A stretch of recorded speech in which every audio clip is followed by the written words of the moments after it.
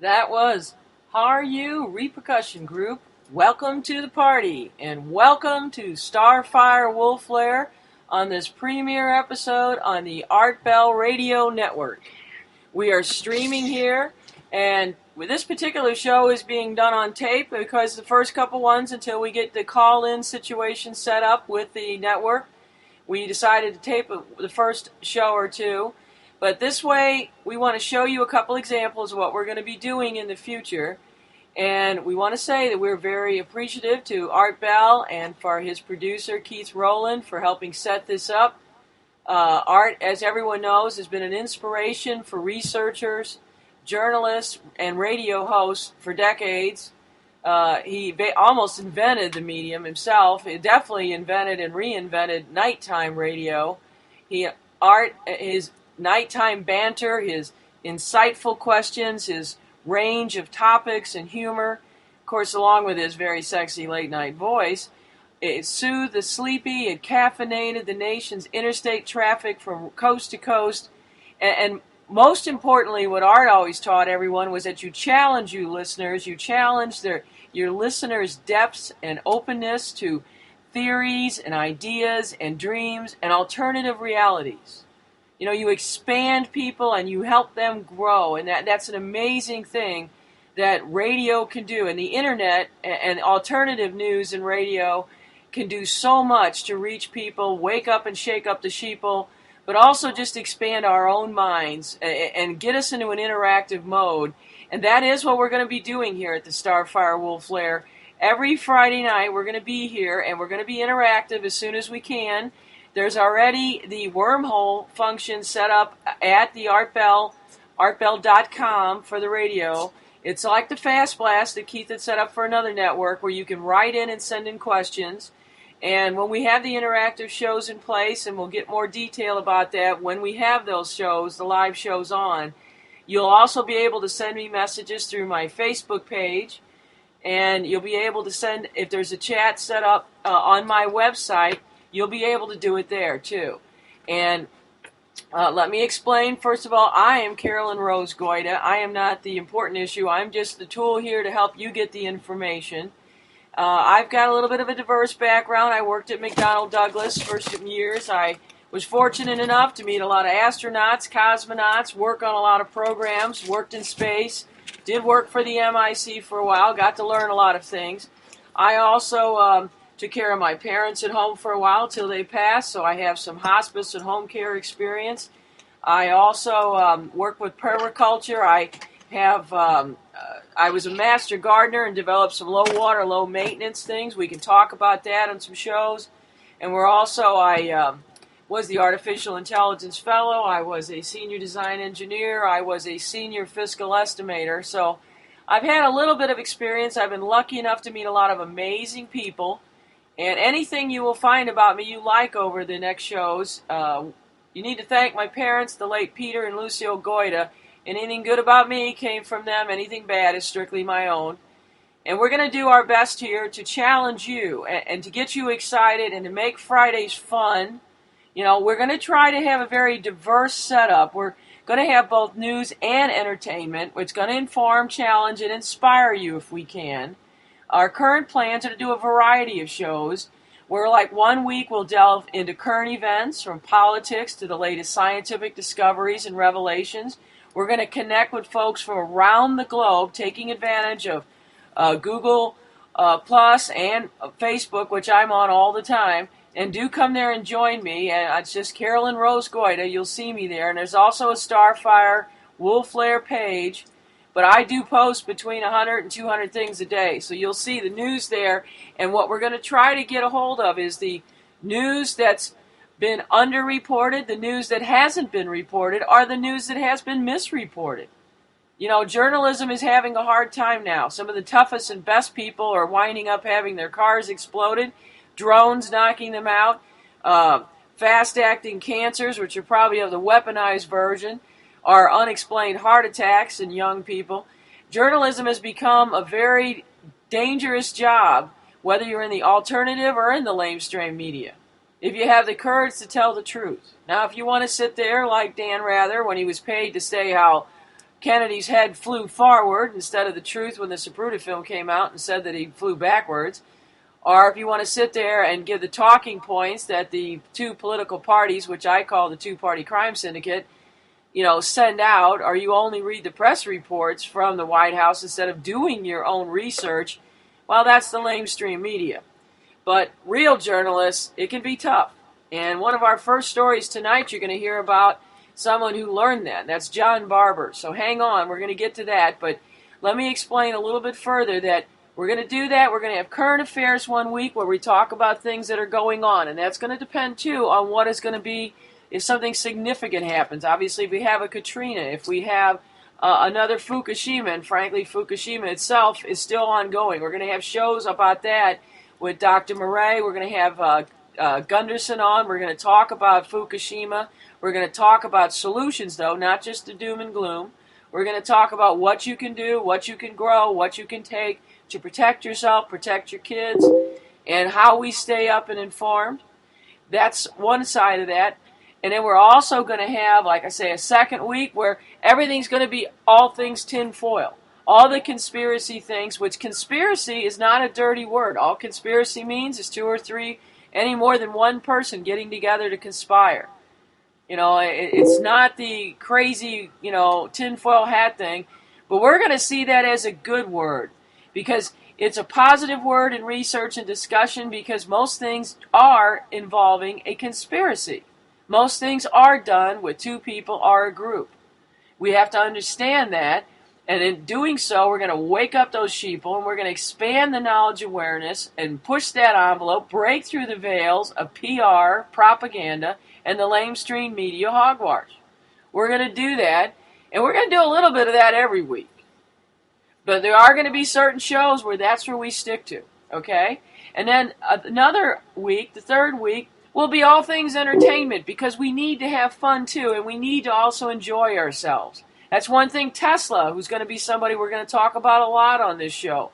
He not only invented alternating current, not only changed our world to electrify it and bring light to the darkness, he also talked a lot about the vibrations, the frequencies. He got involved with radio. He was the first man, not Marconi. Marconi used his pads. Marconi worked for him. He got involved with film. He wanted to do things with educating people with radio worldwide. With, Wardenclyffe was not only going to be energy distribution, it was going to be radio and information. Because there's so much magic and miracles in this world today, and it always has been. And we need to do that too. We need to enjoy ourselves because we need to stay positive because it takes positive energy to get a positive result in this world. We don't need all this negativity, the gloom and doom, the fear porn. We don't need that. So we are going to do things where entertainment, and that includes, we're going to do the newest Geek Squeak and the gadgets. We're going to talk about that. We're going to talk about internet shows, music, literature, and film. And like the recording that you heard at the beginning of the show, a lot of people don't know.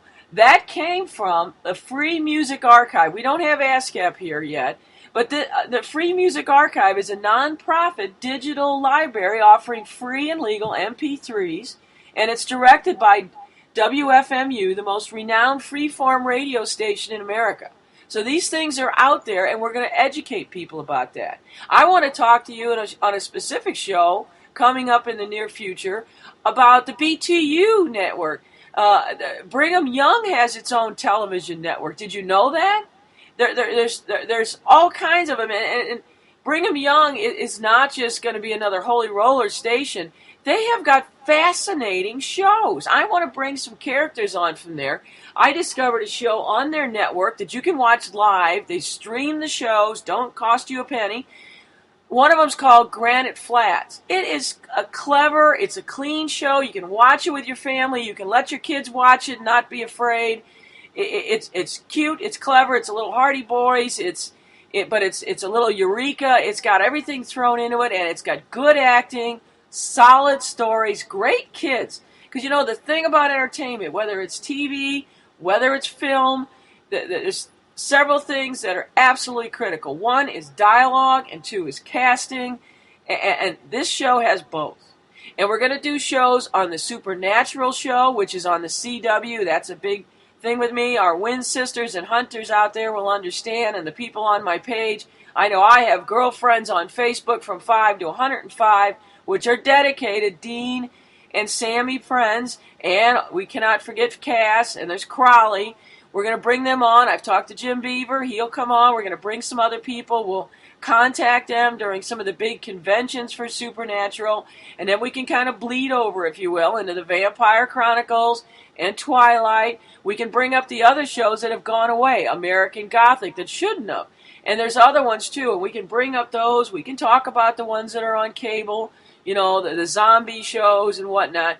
But we're also going to talk about what's on PBS on those entertainment shows. There's some great stuff still out there. I grew up watching, Marlon Perkins, showing us animals, but PBS is still on there with Frontline and Nova and some of their specials. We want to highlight that. There's the Sundance Channel. There's so much out there that when people say, I don't have a TV, I don't want to do that. We want you listening to the radio, especially on Friday night. But there are good things still on TVs, and there are excellent films out there, films that can change your life. Everything from The Big Chill that makes you stop and think. And boy, look at that for casting. Even the dead guy was Kevin Costner. Okay? Then you got incredible shows, even things like Rocky Horror Picture Show, which has become a phenomenon over decades. But then you have the movie JFK that moved them to get some of the Kennedy tapes released. That, the files. Of course, they're still not all released. And we're going to talk more about that JFK movie when I play the interview with John Barber in a little bit. But there are things out there, even like Blade Runner. Which actually the best one I think Harrison Ford ever did. But then there's even like The Firm, makes you stop and think. The one Top Gun, it's just fun, but it also makes you realize guys are out there risking their lives. What are we doing this for?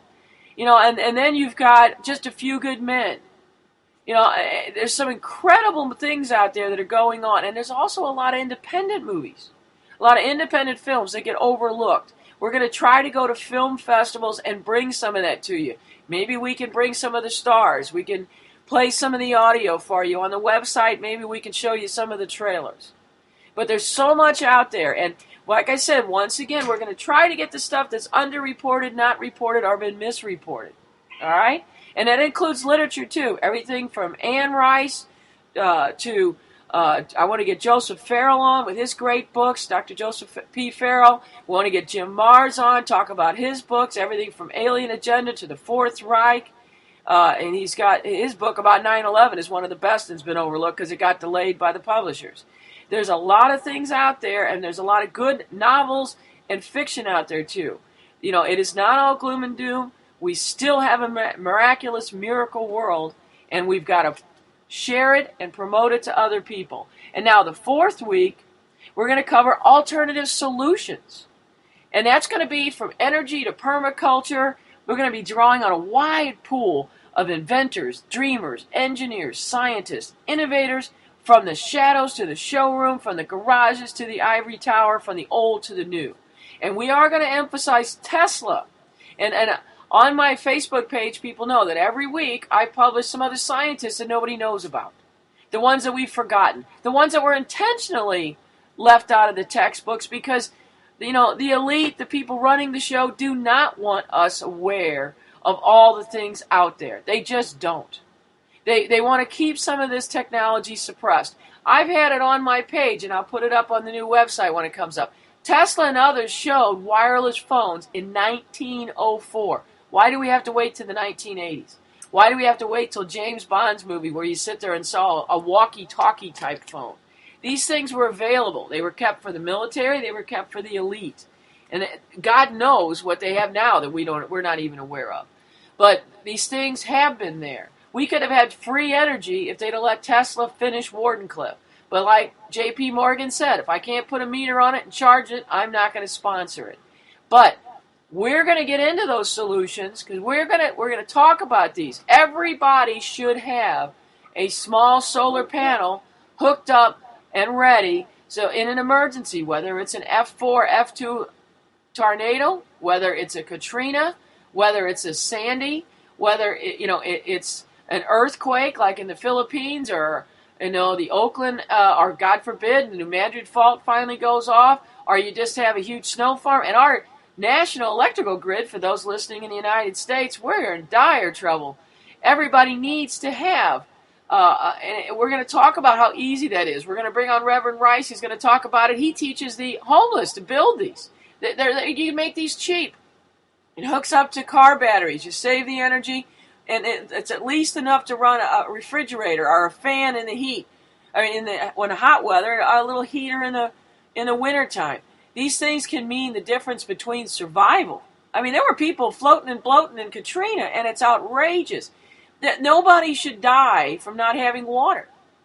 Everybody, every home on the globe should have an atmospheric water generator. And if that sounds bizarre to you, what it is basically, in the old days you used to go to a Sears catalog and order a dehumidifier. Draws the water directly from the air. So when your water system is polluted by a flood, by a hurricane, by an earthquake, by a gas leak, anything else, by fracking, There is no reason why every home, as they're set up, everybody doesn't have. And like I said, it's basically the guts are a dehumidifier, drawing the water right out of the air. I've actually got a patent in myself. I'm going to put one out that's going to be cheap. There's the ones you can buy now. These people want to charge you $1,000, $2,000, $3,000. They don't care about the bulk of the people. They just want to make profits. There is no reason why you can't have the guts of a decent dehumidifier, one that's going to be there and soundly. And I want to make sure that these are made by people, whichever country. For the American people, I'd like it to be American made. I'd like it to be people making a living wage, not some petty thing, not a couple pennies.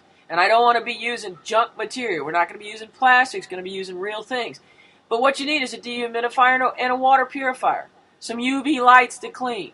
And I'd even thought ahead before we had Fukushima that you needed to think about getting radiation out of the air. Because Fukushima is not the only one. There's about 30 nuclear reactors leaking. And that's nothing new. Just like Horizon when BP had that tragedy, which is still ongoing in the Gulf, by the way. We're going to have shows about that, too. We're going to have the coastal warriors on. They're going to tell us what they've been finding. You know, the animals, the manatees, the poor baby dolphins that are dead, the mutated animals that are being found, the dead coral, the dead areas, the dead zones. But, you know, we're gonna show that because we're going to find solutions to it, though. There are ways. We can clean the water up. We can get water to everybody in an economical way. Everybody should have some free energy, and everybody should have a victory/survival garden. There is no reason why. I don't care if you live in an apartment. I don't care if you live in a trailer. I don't care if you're homeless. You can grow a tomato plant in a pot. You can grow enough greens and herbs in a pot. You can have a greenhouse. You can have a greenhouse tied to the solar panels. And there's also vibratory wind things, along with wind turbines, vibratory wind. I got another patent for that. We're working on that. We can have shows to talk about that. These things are important. And a little later on tonight, we're going to talk to something about mantle. That's another free energy approach. People that know Keith Hutchinson know that the Hutch effect is out there. We are going to address these things. We're going to get the solutions out there. We're going to have the people on that'll give you the references, give you the information, and tell you where to go, how to make these in an economical way. And what I want you to do is if you get something off the show and it helps you, share it with somebody else. Show it to your neighbor. Show it to your cousin. Show it to your uncle. Show it to the kids in your local school. Show it to the people in your church, in your synagogue, in your temple. We need to get people to take charge. Take the reins again and be in control of your life. We are not victims. The difference between pity and self-respect is getting off your butt and taking charge. We don't need all this negativity. It's positive energy that gets things done. It's love, it's respect for life, and positive energy. And that's what this show is going to be about every Friday. I want you to look forward to coming here. I'm going to get up for the show. I'm going to caffeinate and maybe have myself maybe a pale ale or maybe a bitters or something on the side. But we are going to be excited. And we're going to get people on here that also share that excitement. You know, even if we're giving the message about Fukushima, we're also going to have the solutions. Even if we're talking about the Gulf, we're still going to be talking about solutions. And there are solutions. Like, we're going to talk about how everybody out there, I don't want to hear about any of you not taking jury duty. Everybody out there better get off their butt and do jury duty in the United States. We're losing our right to a jury because they cannot fill juries, and they're using that as an excuse. When I worked at McDonnell Douglas, they would give us, defense contractor, you don't have to go. That is a sin and treason to me. No, you have a duty. And if we don't do jury duty, then you can't complain what these judges are doing or what the lawyers are doing. And what the lawyers and judges want to do is they want to plea bargain, which means innocent people have to accept pleas in order not to risk the maximum sentence, and guilty people get away. This is wrong. It shouldn't be how much justice you can afford. And I want everybody out there that ever listens to this show to learn the word jury nullification. We're going to teach that to people. That yes, a jury can decide that technically you are guilty, but the jury can nullify the law. That is true in the United States. They will not tell you that in the court. And I brought that up in court, and I'm telling you, they'll practically squirm underneath the chairs and the tables because lawyers are warned not to spread that. They don't want to lose their nice little cushy little position they're in, the power they have. Judges don't want to lose that power. These are lucrative positions, folks. You know, their kids get a job, their kid gets to be a judge, they get to retire early. You know, they get certain tax write-off, they got shield laws. Hey, they don't want us knowing that we can take back even our courtrooms without even having to vote. But in the meantime, you also want to pay attention. I don't want to hear these people say that voting's a waste of time. BS. We need to vote. We need to vote on the judges. If you're not sure, vote them out. I'm telling you, we got to change them. We don't have to need to somebody sitting in there. And what the heck is this with Joe Blow's daughter that got out of law school becoming a judge at 25, 26? We want people that have lived a life, actually had to do something, work to live and earn a paycheck. Not somebody that, well, my daddy was a lawyer or my daddy was a big shot. We're going to avoid that. That's why you got to vote. You got to pay attention to who those judges are. And you got to pay attention to who your councilman is, who your alderman is, because those are the people that are giving us municipal ordinance creep, that are taking away our rights, taking away our freedom in our homes. They're using ordinances to come on your property and violate the Third and Fourth Amendments. To come in there and without a search warrant, they can say, oh, public health, we smell feces. All they got to do is rub a little dog poo on your doorstep and they can walk right in your house. They can come in your house now if they want to count your cats, count your dogs, because they're limiting how many animals you can have. Do you know you cannot stop them if they say public health? And they can come and take your cat, take your dog, take your snake, take your fish, take your parakeet, take your goat, take your chickens, and kill them before you can run and get a court injunction to stop them. And it happens every day. We got to learn about this. We got to protect the people that are in these positions, that are losing their homes, losing their pets, losing their farms. These are important things we've got to do. And we got to get excited about it because you get empowered. You get your strength back and you get your own verve and excitement over the fact that we can make a difference and we will. That's what this show is going to be about. That's what the solutions are going to be about.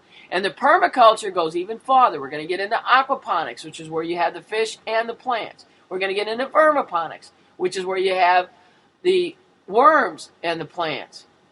Like I said, there's no reason why everybody and their brother doesn't grow at least their own tomatoes, their own all kinds of types of lettuce and salads, all kinds of herbs, and if medical marijuana. Don't be buying garbage off the street. We got to push the people can grow their own plant if that's what they want to do. Seriously, folks. And there's so many things people can grow. And the point is, what you're going to do when you do that is you're going to get more organic, healthy plants. You're teaching your children, if you have them, respect for life and what it takes to grow your own food and what it takes to keep it healthy. And then you can share your surplus with your neighbor, your cousin, your sister, your brother, your boyfriend, your girlfriend, whatever. You share, I've got tomatoes, you got squash, you got eggplant, I got watermelon, we got cantaloupe, I got kiwi. We can swap it all around. It also keeps the prices down. Because you're not going to have to just go get factory farm, sickening looking eggs. You can have your own eggs that actually have an orange yolk that looks like a real egg yolk. You can have your own fresh carrots. You can have your own fresh popcorn. That'd be fun for the kids. Grow some popcorn in the summer. Put up some sunflowers. Have your own sunflower seeds. If not, leave it out for the birds. Birds will go nuts. And we're going to talk about how don't be trimming all your stuff into looking like balls and squares in your front yard. Oh, what is this, folks? We don't have plastic trees. You don't cut off all the edges. That's where the little blueberries are on the juniper. Those are what the birds eat in the winter. And then you wonder what happened to all our songbirds. Everybody trims their roses. Oh, we got to do it. It's fall. No, you don't. You leave the rose hips. That's where vitamin C comes from. That's what cardinals eat during the wintertime. And we're going to share that information. We're going to have everybody call in and give their ideas. How did they build something? Did they build something out of, pallets, the pallets that are made from good wood, not the ones that are treated with bad chemicals? How do you get rid of bugs in a safe way with baking soda and borax and other farms, lemon and basil leaves, instead of having to use horrible things that Monsanto or Mallinckrodt or Sigma Chemical or anybody else put together. And especially because most of this stuff is all petrochemicals. That's what's running this country.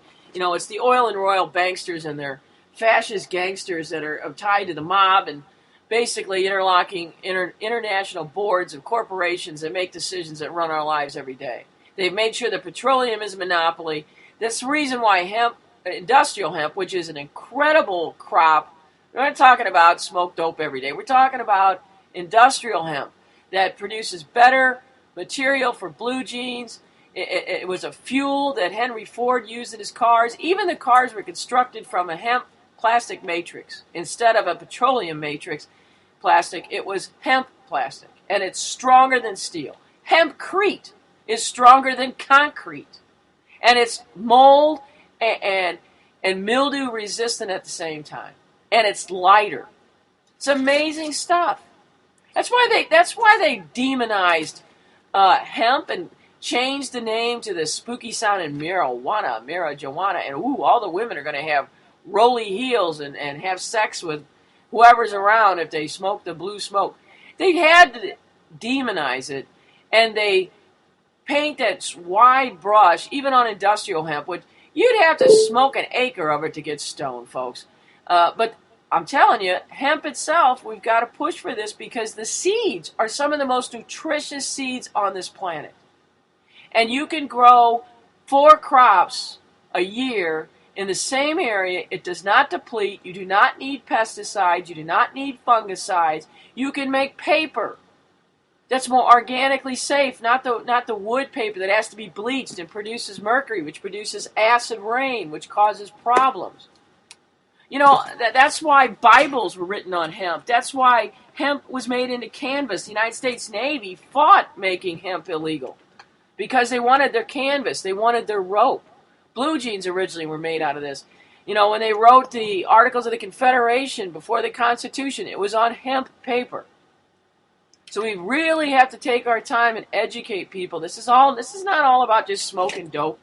We don't need everybody just getting stoned and driving or doing something stupid or getting drunk and driving. And speaking of drinking, we're going to talk about that too. We want people, make your own beer, make your own wine. We don't need all this pasteurized crap with sulfite in it and all this other drugs and chemicals they put in it. After they did Prohibition, and the reason they did Prohibition is that there was no, these guys didn't support temperance. They didn't care about that. Alcohol was also an alternative to petroleum, just like hemp fuel was. Every farmer could make his own fuel for his tractors and stuff right there on the farm. So they had to make it illegal because they knew it was competing, because Rockefeller made most of his money off the kerosene. He found a way. He paid his people, hey, what are we going to do with all this garbage, leftover, thick, gooey stuff? We'd only need the kerosene. That's how they came up with the formula for gasoline. Even though it's extremely toxic, creates a heck of a lot of pollution, both for water and the air. But, hey, this guy had a lot of waste product he wanted to use. And ironically, a lot of those waste products now become our pharmaceuticals. They became our nylon and rayon, which is why they had to get rid of hemp again. Another reason to get rid of it. Because we wanted to have cotton gins. Cotton needs more stuff, and it costs more, but that's okay. We'll replace it with petroleum-based rayon and synthetics and nylons, which take forever to degrade in the landfills. And then it begins to leach into the water aquifers. These are all problem-causing, not problem-solving, when hemp will solve problems. But remember, somebody starts getting down on you and you're saying, oh, you just want to smoke dope. Everybody that listens to this show, I want you to be able to remember and know and explain why industrial hemp needs to be made legal. We import industrial hemp from Canada and China right now. How insane is that? You can grow it in France, in Russia, in Poland, in Mexico, but you can't grow it in the United States. Why? Because it competes with the petroleum monopoly. Remember that and teach people that. That's more important right now than everybody just getting stoned on the weekend. We have a right to do our own recreations too. We should be able to grow a plant. You want to smoke, make some brownies, make some tea, whatever you want to do. You should be able to do that in the privacy of your own home. Don't be driving. You ought to be able to make your own beer, your own wine. buy some if somebody's doing the same, share some. We should be able to barter this stuff. Avoid all the chemicals. It's nobody's business. We need to be a libertarian about some of this because it's nobody's business. They don't need to be coming in your door to count your cats, count your dogs, or to see how many cans of beer you made or bottles of beer. So we got to stick up for each other, and those are some of the solutions we're going to get into. Now, a little bit about me. Right now, I'm the primary host of the Wolf Flare here. I'm Carolyn Rose Goyda. You can call me Carolyn Rose, whatever you want. Hey, you will do. And I do have a very active Facebook page. My last name is spelled Goyda. It's Carolyn Rose, Goyda. You can find that on the artbell.com page as well. There is a YouTube channel up for Starfire Wolf Flare of some older shows of where I've both been a guest and a host. There's also my own YouTube stuff up there. We're also going to be cleaning that up a little bit. I do not think I'll have the Facebook page up by the end of today, but it will be up by the next week's show. So there will be that, and I want to have that as an interactive thing too, but I want to keep the Facebook page, and after the show airs first, and always first on Art Bell. So you want to turn in here to get the first thing. You want to hear it first, you want to hear it, they're going to be live starting in the next 2-3 weeks. You want to be here on the Art Bell Network at artbell.com. After that, it will be up on YouTube. It'll also be on Spreaker on Facebook, and it'll also be available on the Facebook page for the Starfire Wolf Flare. And it'll be interactive there. And we're going to try to get some sponsors that'll help us out, to help us do some research. And we're going to be bringing those people to you. And we're going to talk about one or two of those later tonight. But I want to bring that to you to keep that in mind. Now, if anybody wants to help, we will take help too. Anybody want to help with research? Anybody want to contact us about wanting to be on the show? You want to talk about, hey, I'd like to send some questions. I'm too nervous to call. Remember, when we start doing the interactive, there's going to be the wormhole section, which is like the fast blast that Keith had developed for another network, that you can send it in that way. Or you can send me before the show through Facebook. Or I have a Yahoo.com as well. Carolyn Rose Goyda, no spaces, no dots, at Yahoo.com. You can also send questions there. And you can also post some questions on the Starfire Wolf Flare page on Facebook. Or while we're on the air, I will have my Facebook page up as well during the live shows. And you can send me a question, or you can say, hey, I can't hear you, there's a problem. Or, hey, there's a glitch, there's this or that. So don't hesitate. We want this to be an interactive show. We really, really do. And if you have healthy products you want to promote, let us know. If you've got heirloom seeds you want to promote, let us know. We're gonna try to help that. If you have products that are solutions, let us know. If you have people you want us to interview, let us know. I've been trying to get a hold of. I have a tentative agreement that perhaps Mel Gibson will come on. He sounds like he's willing to come on. Michio Kaku is going to come on. Ralph Nader is going to come on. Judith Baker is going to come on. John Barber is going to be a regular. There's a whole bunch of people. And I've got Daniel Ellsberg. I am trying to get everybody from Snowden. We're going to get Gunderson and Dr. Murray about Fukushima. But like I said, we're going to get some folks from Japan. But we're going to get them from around the globe. I've got a friend whose daughter goes into the area around Chernobyl. She goes in there on a motorcycle, taking recordings, looking around. He's a professor of both physics and biology. He's going to come on. He speaks 5 languages. I've got a friend in Greece. He's going to come on, an expat American who's got his own pages. A wonderful man in Korea I know who's like the Walter Cronkite of Korea is going to give us news from there. We're going to have people on my Facebook page. We had pictures of the earthquake at Christchurch before it was on the news. We had live webcam pictures of Fukushima, the tsunami, while it was happening on my page. We had pictures from Katrina until phones started to die. We've had pictures of the snowstorm going on. We've had pictures of the eclipses. And we had an ongoing debate going on my Facebook page at one point when Cynthia McKinney, who's willing to come on as well, she was on the ship from the Palestinians trying to break the blockade in Gaza. I had some friends in Jerusalem reporting from the Jerusalem Post on my page, so we had both sides. And we're always going to try to have both sides of an issue, but we're not going to be afraid to say which side we think has the stronger side. But sometimes it's not black and white. It's about, more often than not in this world when you're dealing with humans, things tend to be gray. There's multi-sides to things, just like there's a multiverse. There's not just one universe. There's several. There's different dimensions. There's times. There's layers. And we're going to get into that in future shows as well.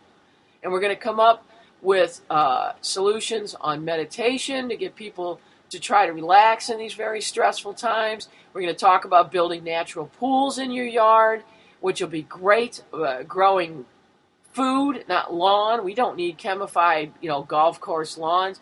So we're going to have fun, we're going to have information, and we're going to move forward and let people know, what we need to do, to keep going. And the most important thing is I do want you to understand that this is going to be your show too, okay? I want you to be excited. I want you to be a part of this. The Starfarer Wolf Flare, we're going to light up the sky with positive energy every Friday.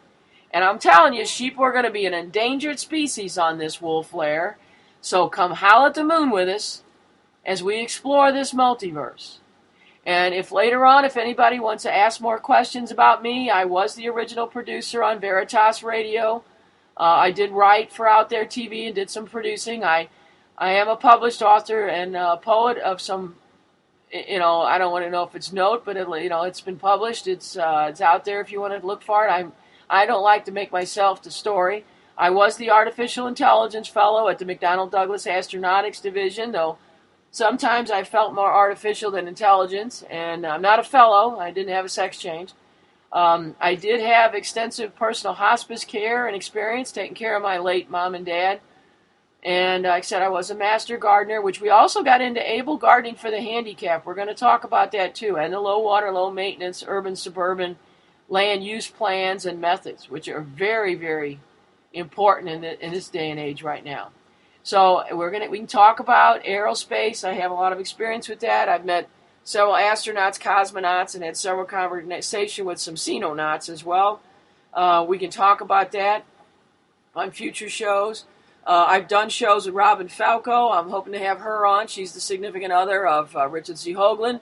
And I think I've told you we're going to hopefully have Joseph Farrell on. I really admire his books, and Jim Mars. There are so many people out there. Peter Levenda. We're going to talk about the Nine. We're going to educate people about that.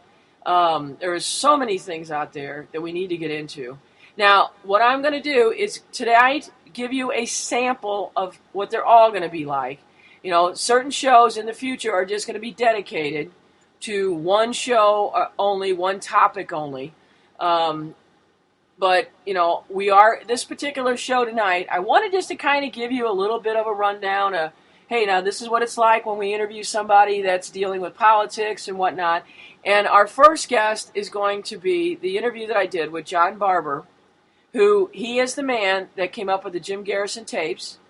They are also a background, a little bit of what Oliver Stone used, though he did mostly use Jim Mars' Crossfire book, though for some reason Stone, who's done a great job of trying to get other information out, he tends to not give John any credit. He doesn't even give Jim Mars any credit anymore. He tends to talk about Douglas's book and other people, when I think you really need to go back and realize, but I think it's a little bit that there too many people get afraid of that conspiracy label, and anybody that's been labeled like that, or like in John's case, been blackballed, some of these film guys, even though they're rich, they don't always have the kahunas they should have. But we're going to play another song, and this is another one that came from coming from the nonprofit digital library. These are free legal MPs. This is the Free Music Archive, and that's from the WFMU, the most renowned freedom radio station. I'm going to play a lighthearted one to start with right now, and then I'll be putting on the interview that I had with John Barber about Jim Garrison and how that came about. So listen now and enjoy something a little lighthearted.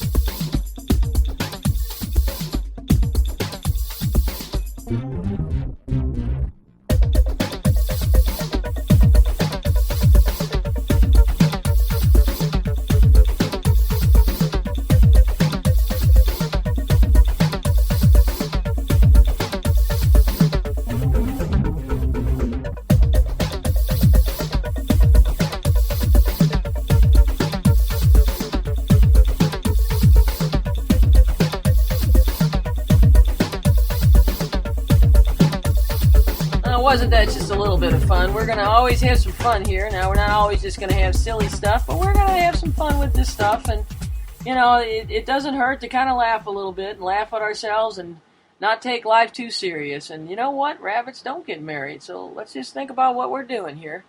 All right. Now, I'm going to go ahead and we're going to start off with this interview with John Barber. It's already into the interview. I've already talked about him earlier. Just another little bit of a setup. Remember, this is the only man in history of television that has 2 Emmys. One in news, one in entertainment. His son is a brilliant man, too. He writes for CSI right now, Chris Barber. But John, he's incredible. Like I said, he one of the shows we're going to dedicate just to Frank Sinatra. He knew him as Francis. He wrote for him personally.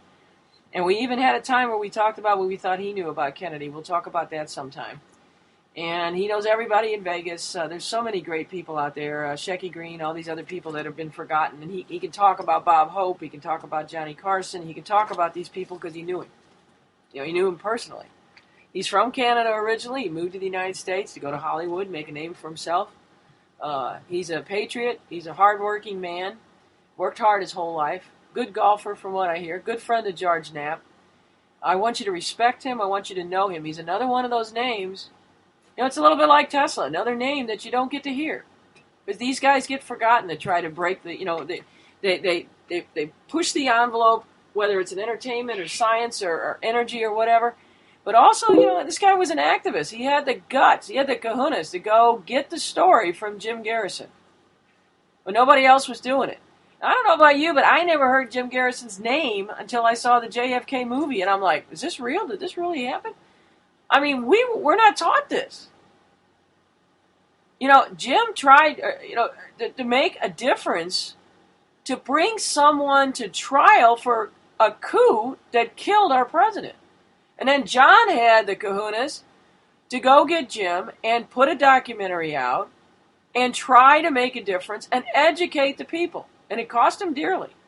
I want you to listen for a while, listen to what he has to say.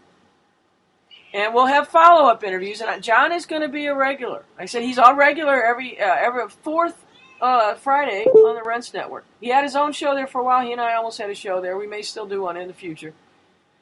He's got so much to share. He needs to talk about everything from current affairs to the past. But I thought this was particularly pertinent this week as we're celebrating or memorializing. No one really celebrates unless you're a Nazi. The murder of JFK. But 50 years, and we still have to bring these people to justice because the people that did the coup are the same generations and their children, their minions, who are now running our country in this two-party crime syndicate. The people involved, the names. Think about it. The day before Kennedy's killed, you got Johnson, you got Nixon, you got Bush, you got Ford later on in the Warren Commission. 4 presidents. What the heck is going on here? You got Nixon, who got his money from Prescott Bush, who was indicted for trying to overthrow FDR when he tried to get the most decorated general, Smedley Butler, most decorated Marine ever, 2-time Medal of Honor winner, wrote the wonderful tome, War is a Racket. It's on my Facebook page. It's both a note and a photo album. You know, they tried to get him to overthrow FDR and bring in a military coup of fascism. Prescott Bush and his bankster buddies were funding both Lenin, both Hitler, later on Mao. They don't care. They just want to make a profit. And they want control, and they want socialism. They don't care which end of the spectrum, left or right, it is. Man should have went to jail. Instead, his son and grandson become presidents. Think about that. George Bush, 41, was in Dealey Plaza the day they killed Kennedy. Nixon was with Hoover's men and Dulles, all at the Hunt people, the night before they murdered. When everybody, I guess, had to wink. I guess we'll never know who the final name was to approve it. Mobsters were involved. The CIA, the very Nazified CIA, using paperclip Nazis. You're going to learn about paperclip. You're going to listen to this show. Nixon worked for Dulles, cleaning up these guys. That's why it was called paperclip. The fake file was paperclip to the real file. Sparky Rubinstein worked for Nixon in California. He later moved to Texas. That's Jack Ruby, the man that was ordered to kill Oswald, because Oswald was supposed to die, not survive to the Dallas police station. Jack Ruby was told it was your screw-up. So you got to do him, or we'll do you. And then he did him anyway with weaponized cancer. We'll get into the weaponized cancer in later shows. We'll get Judith Baker on here and Ed Haslam. Talk about Dr. Sherman and the other folks, Dr. Orslin, and all these guys that were coming up with weaponized cancer using Operation Mongoose. They tied up Robert Kennedy's hands. Here he's working Operation Mongoose on killing Castro, so he can't talk about how it was his own people that were doing this. And some of the Operation Mongoose people were some of the people that killed his own brother. And how Oswald came back from Russia, and who was the Attorney General? Robert F. Kennedy. He had to approve him not being arrested for treason. They really tied his hands up when they killed him. They used the right patsy. And of course, then they killed Kennedy. Both of them. And then they tried to kill Teddy twice in the airplane accident in '64 and then at Chappaquiddick. We'll have a show about that too. And we're also going to have shows about a lot of stuff with Mai Brazel and her son. Mai Brazel is a name that everybody should know. It's a shame that we don't. I'm ashamed I learned about her so late in life. I would have been buying her cassettes if I'd have known she existed, but here in the Midwest, in St. Louis, in the state of Missouri, I'd never heard of her. I mean, a woman put out cassette tapes. She was trying to get the information out there, and newsletters. People were using mimeograph machines. Now we got the internet. We got no excuse. These guys kept it alive, but against unbelievable odds. We can at least do the same. Now, please, listen to John. There's going to be a place in here with some sound glitches. I'll try to catch that as it comes along. But I'd like you to listen to this interview and listen to what happens and listen to how the Jim Garrison tapes came about. And there are going to be some more because he has more that haven't been made into a documentary yet. And I'm determined before John goes and I go, we're going to get that put together. So please, listen up and share. I'll tell you how I first came across Garrison. You know, Red Fox in his act used to say, heroes aren't born, they're cornered. Well, Jim Garrison was cornered into looking into the Warren Report, and I was sort of cornered into discovering Jim Garrison. I was doing the AM show in Los Angeles. I was the original host of the show, won my first Emmy there. And if we have time, I can tell you stories about Muhammad Ali, who I put on the air when the government wanted to have him incarcerated. Cesar Chavez did me an enormous favor, which I could tell you about. But in any event, it took Jim Garrison 2 years from the time he arrested Clay Shaw to get him into court.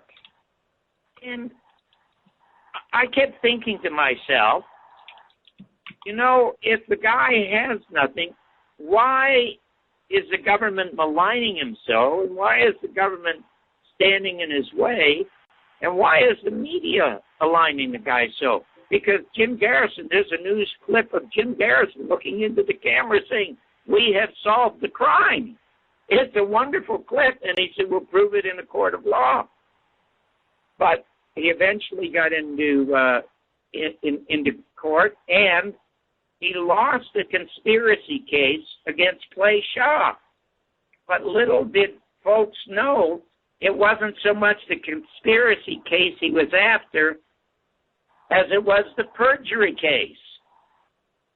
He had witnesses and proof that Clay Shaw knew David Ferrie and Lee Harvey Oswald. Now, the jury didn't convict, even though a lot of them wanted to. They didn't convict on the conspiracy, but they did find him guilty of perjury. Right. So Garrison felt he had a victory because now he would take him into a courtroom, because this is what the government does when they go after gangsters. They want to get them on conspiracy or perjury, because if they lie, they still have to go into a court of law. But the federal government stepped in and stopped Garrison's trial of Clay Shaw for perjury. Well, I was stunned by this. Anyway, I'd sort of forgotten about it. There was just so much going on, and I had the best show in L.A. We were bumping heads with the Today Show. And when Reagan was running for his second term as governor, he called because mine was a show he wanted to do over the Today Show. So I happened to be in a bookstore one day, and I saw this book, Heritage of Stone. It said Jim Garrison. I thought, is this the same guy? So I picked up the book and started to read it, and it was the same guy. I stood there for an hour reading the book. I bought a couple of copies of the book, went home, and reread it that night. The next morning, I called New Orleans to the district attorney's office, and guess who answers? Jim Garrison, this deep bass baritone voice. And I said, Mr. Garrison, my name's John Barber. I do a news show live out here in Los Angeles AM. We just won our first Emmy.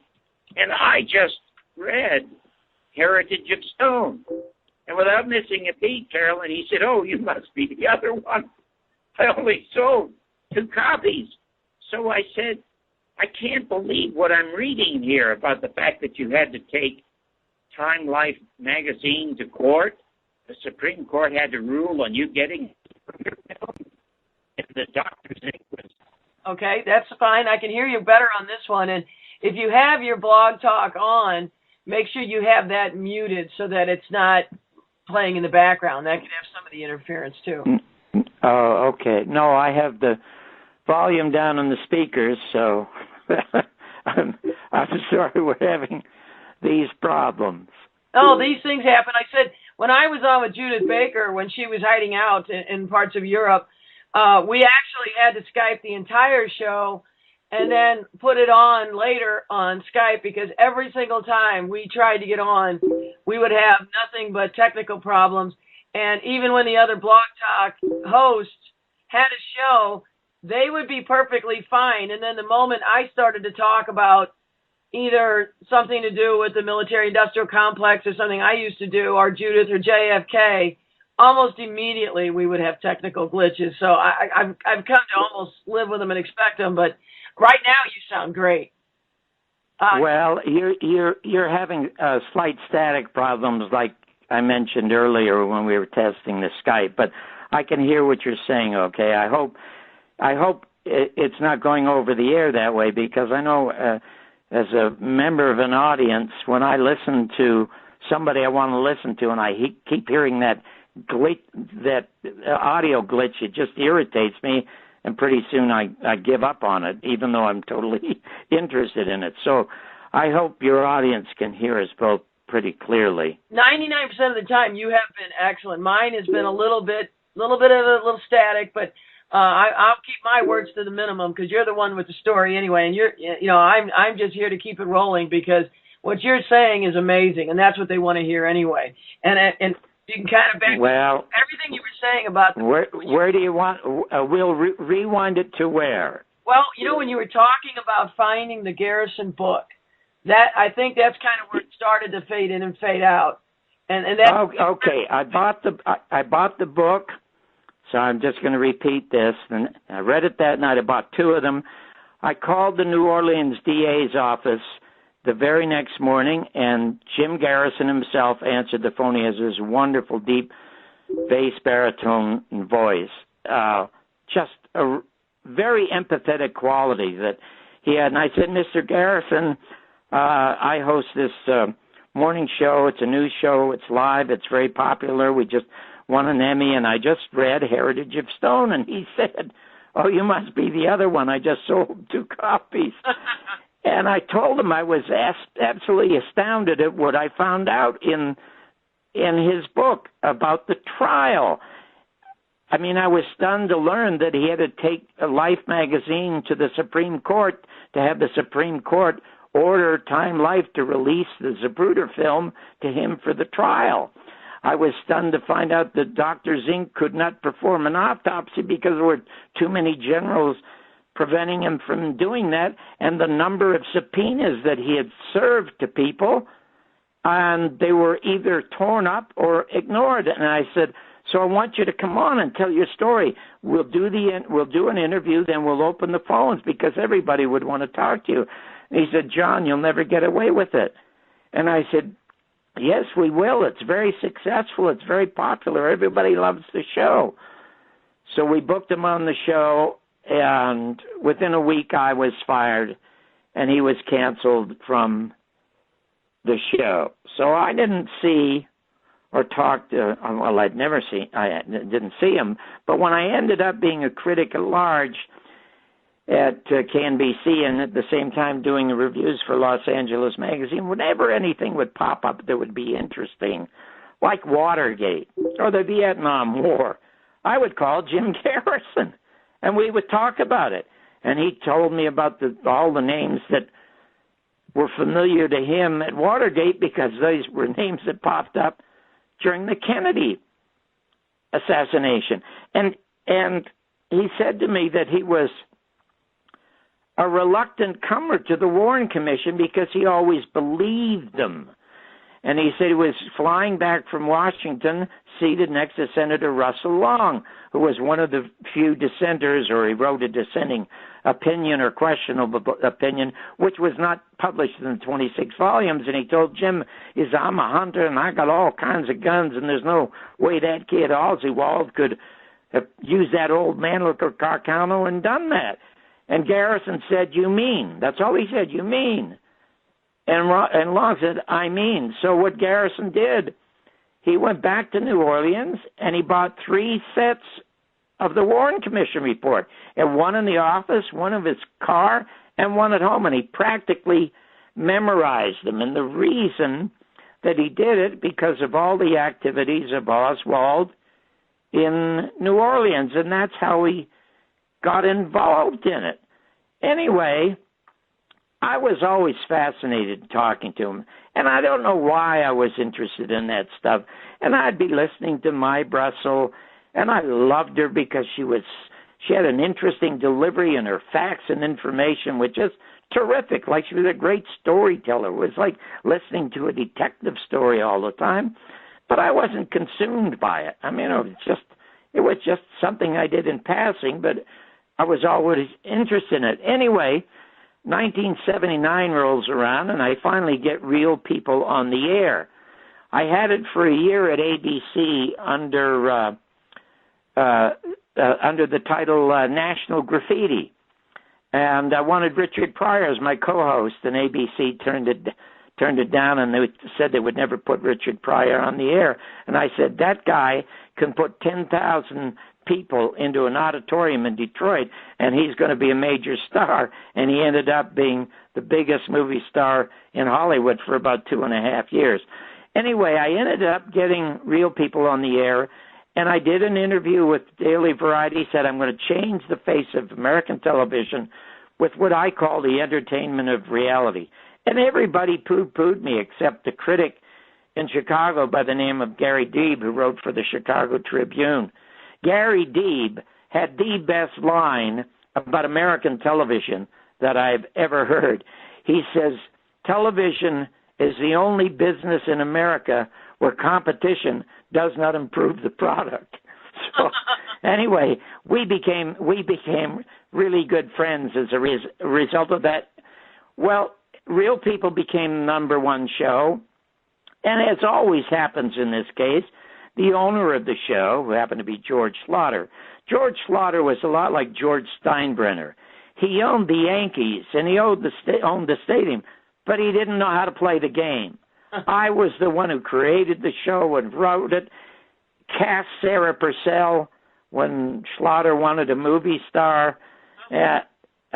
Totally responsible for the success of that show. That's all I got to say. Anyway, NBC comes to him and says, we want to do a show, a news show, sort of a reality news show, live. Would you be interested? So the show was called Speak Up America. And it was going to be a poor man's version of, you remember Peter Finch in Network? Yep. I'm mad as hell. I'm not going to take it anymore. Well, NBC wanted to try to do something like that on the air. And one of the co-hosts that we hired was Herb Brooks. Herb Brooks was the coach of that sensational American hockey team that won the gold medal at Lake Placid in 1980. And being a hockey junkie, I was thrilled to have Herb come on the show, and we became very, very good friends. Anyway, the show was dying, and Slaughter kept coming to me and saying, I need you to help me save this show. And I said, George, I don't have time. I'm doing this. And besides, I said, I don't want to do any of the stories you're doing. He said, well, find something you want to do. I went back into my office, and I picked up the LA Times to just leaf through it to see if there was a story I'd be interested in. On page 13, guess what I came across? What? Page 13, the House Select Committee concludes that 4 shots had been fired at Dealey Plaza because they had found a dicta belt that had been accidentally left open by a motorcycle officer, and therefore a conspiracy had to exist. Smoking gun? So I called immediately to New Orleans. Jim gets on the phone, and I said, Jim, I'm reading this in the LA Times on page 13. Do you feel vindicated? And he said, John, I feel like a blind man who's gotten a very small trophy in a very dark room. He said, only I know about it. He said, it's on page 13.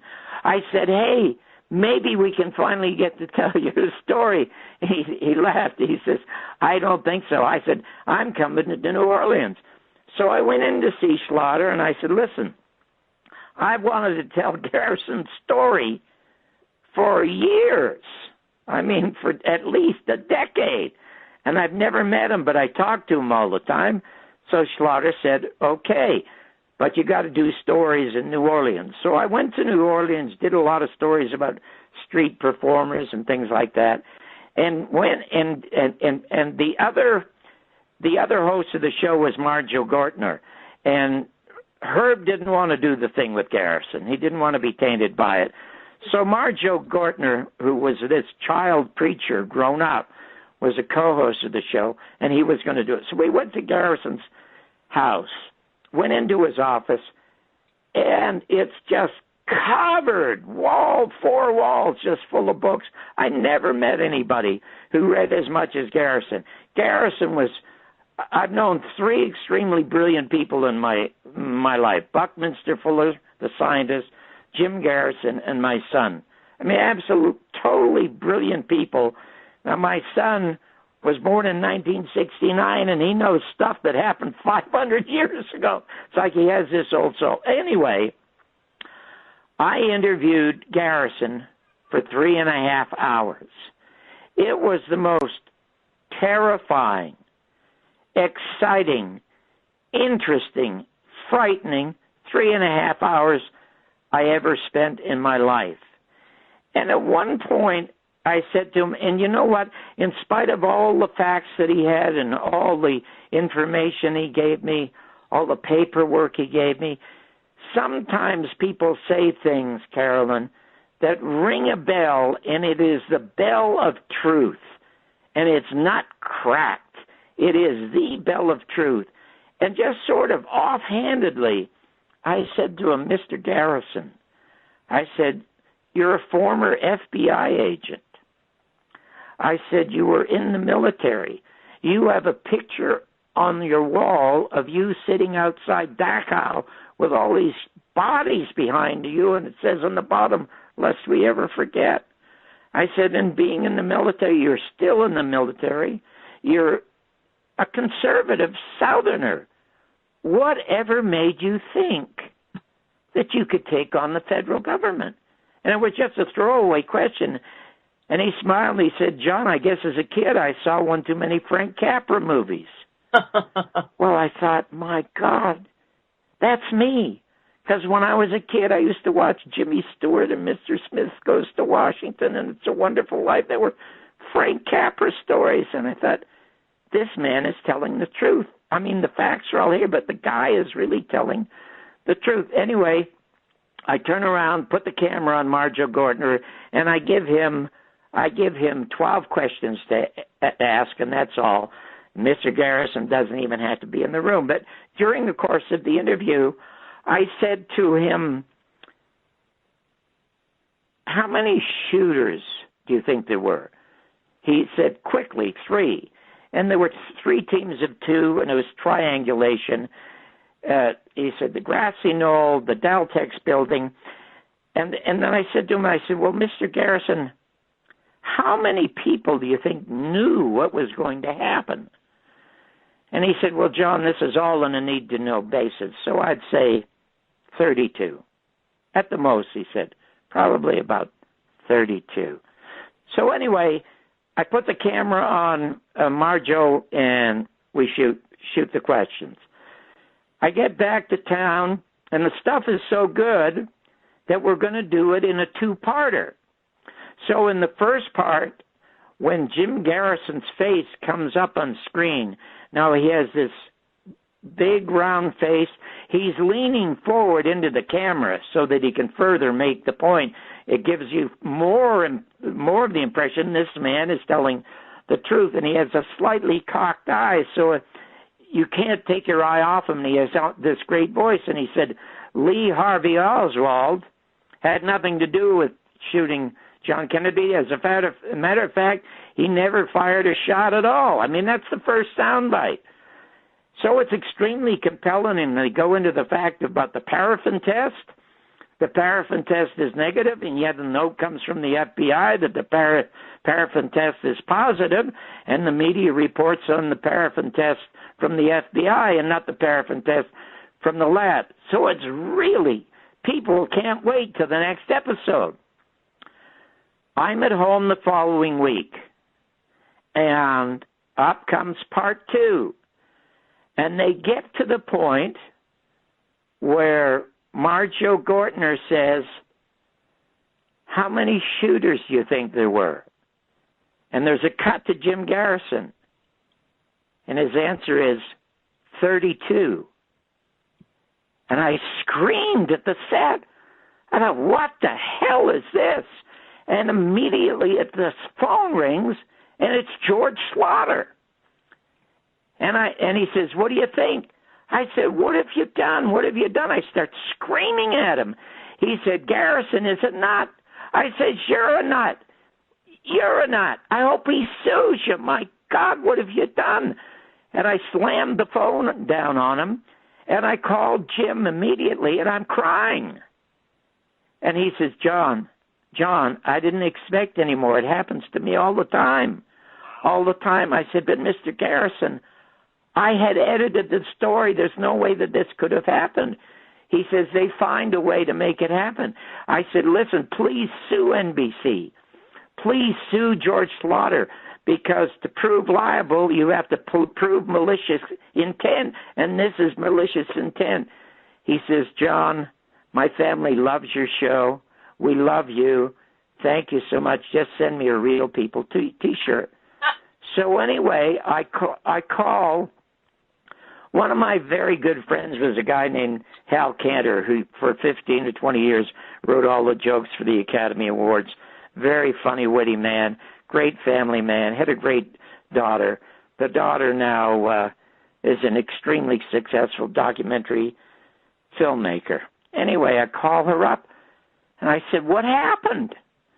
And she said, Slaughter called me at midnight and told me to come in, and we re-edited it. I said, listen, I got you the job for your father. I'm the one that took you to New Orleans. Why didn't you call me? I started screaming at her. And she started to cry. She said, he told me not to call you. He told me not to call you. So anyway, my days at Real People were numbered after that. And that was probably that was the saddest moment that I ever had in show business. You know, when I was a kid, I used to be surprised, Carolyn, when people were evil. Now I'm surprised when they are good.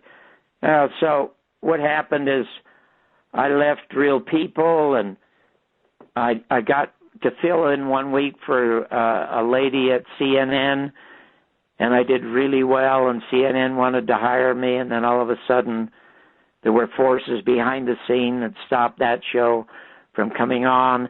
I got a late night 2 weeks at ABC called The Barber Report, and in 2 weeks my ratings were as good as David Letterman's on CBS, and that was scuttled. So I had a difficult time after that, but it didn't really bother me that much. You know, I had made a lot of money, and I had saved it up. I'd sent my son to Stanford, and so I'd gone a lot farther than I ever thought I'd ever go. But in any event, I saved all these interview tapes, and because it was on videotape, I would transfer it every couple of years to keep it fresh. And now 1990 comes along, and I read that Oliver Stone is going to make the Jim Garrison story based on the Trail of the Assassins, which he had bought for $50,000, and Garrison was supposed to get a piece of the profit. So I called Oliver Stone's office, and I said, hey, that's great. I've got all these tapes of the real Jim Garrison. I mean, it's not Kevin Costner, it's Jim Garrison. And I said to his private secretary, I'd like to speak to Oliver. So she went away and came back and said, well, he's busy right now. He said, send over the tapes. I said, no, you send over Oliver. I'm not sending the tapes to him. So I never heard back from him. And I thought, you know, he could have been the executive producer of this documentary, which would come out after JFK, which supports everything that he says about the assassination, except there was a lot of fictitious stuff in JFK, because Prouty, who's depicted in the film talking on a bench to Kevin Costner in Washington, never did meet with Jim Garrison. There were all kinds of anomalies like that.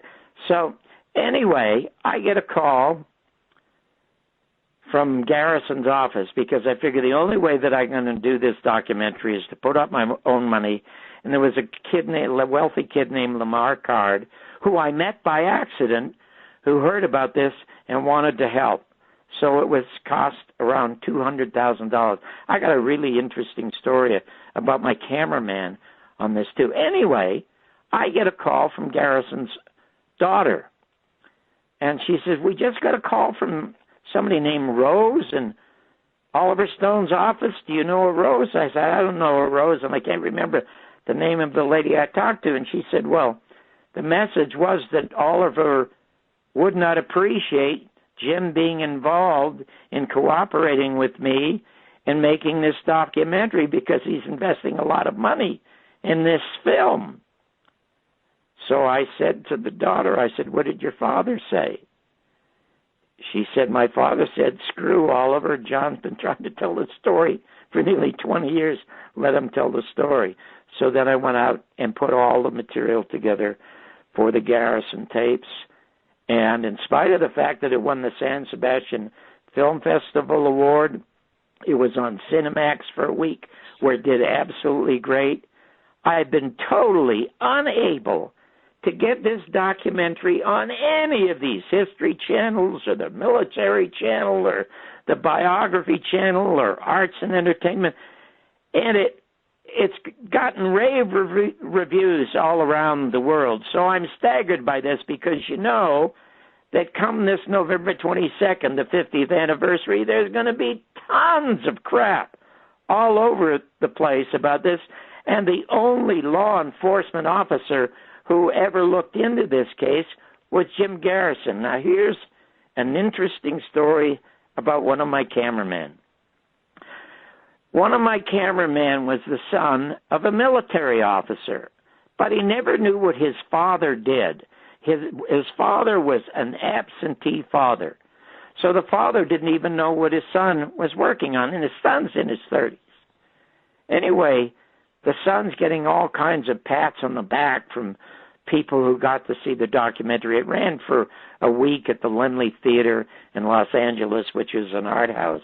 And I appeared there every day to do questions and answers. It was wall-to-wall sold out for every performance. The same thing in San Francisco.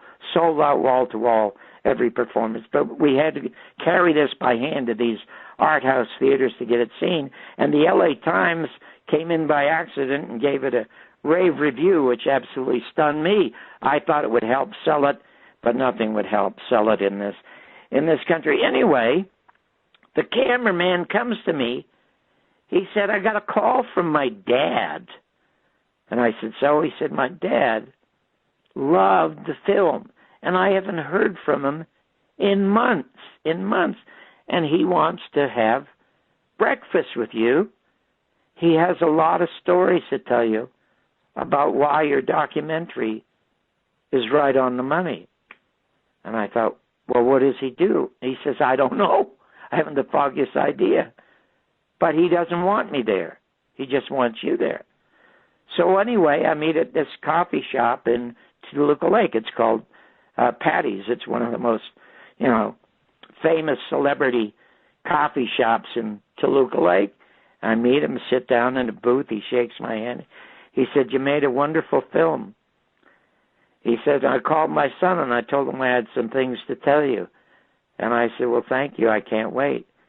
He says, well, I can't tell you. And I said, oh? He said, I was second in charge of military intelligence in Vietnam. And I'm going to tell you these couple of things, but I'll deny I have told you. And he said, I happened to be in Miami as the Bay of Pigs were going on, and just before the Bay of Pigs. And you know what we had? We had this huge room with all these maps of Havana, with all the buildings that were important in Havana. And you know what we were doing? We were assigning office space before we ever took over Cuba.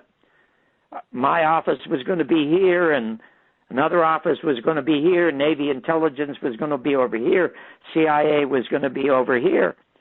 And he said when Kennedy didn't offer the air supports, which we had cornered him into doing, we wanted him dead right then and there. He said the only other thing that I'll say to you, and you can look this up, and I guess you could look it up too. He said Soldier Field in Chicago is built as a memorial to the soldiers who died, I guess in World War I. And he says they have this large officers' quarters up there. And you can go there.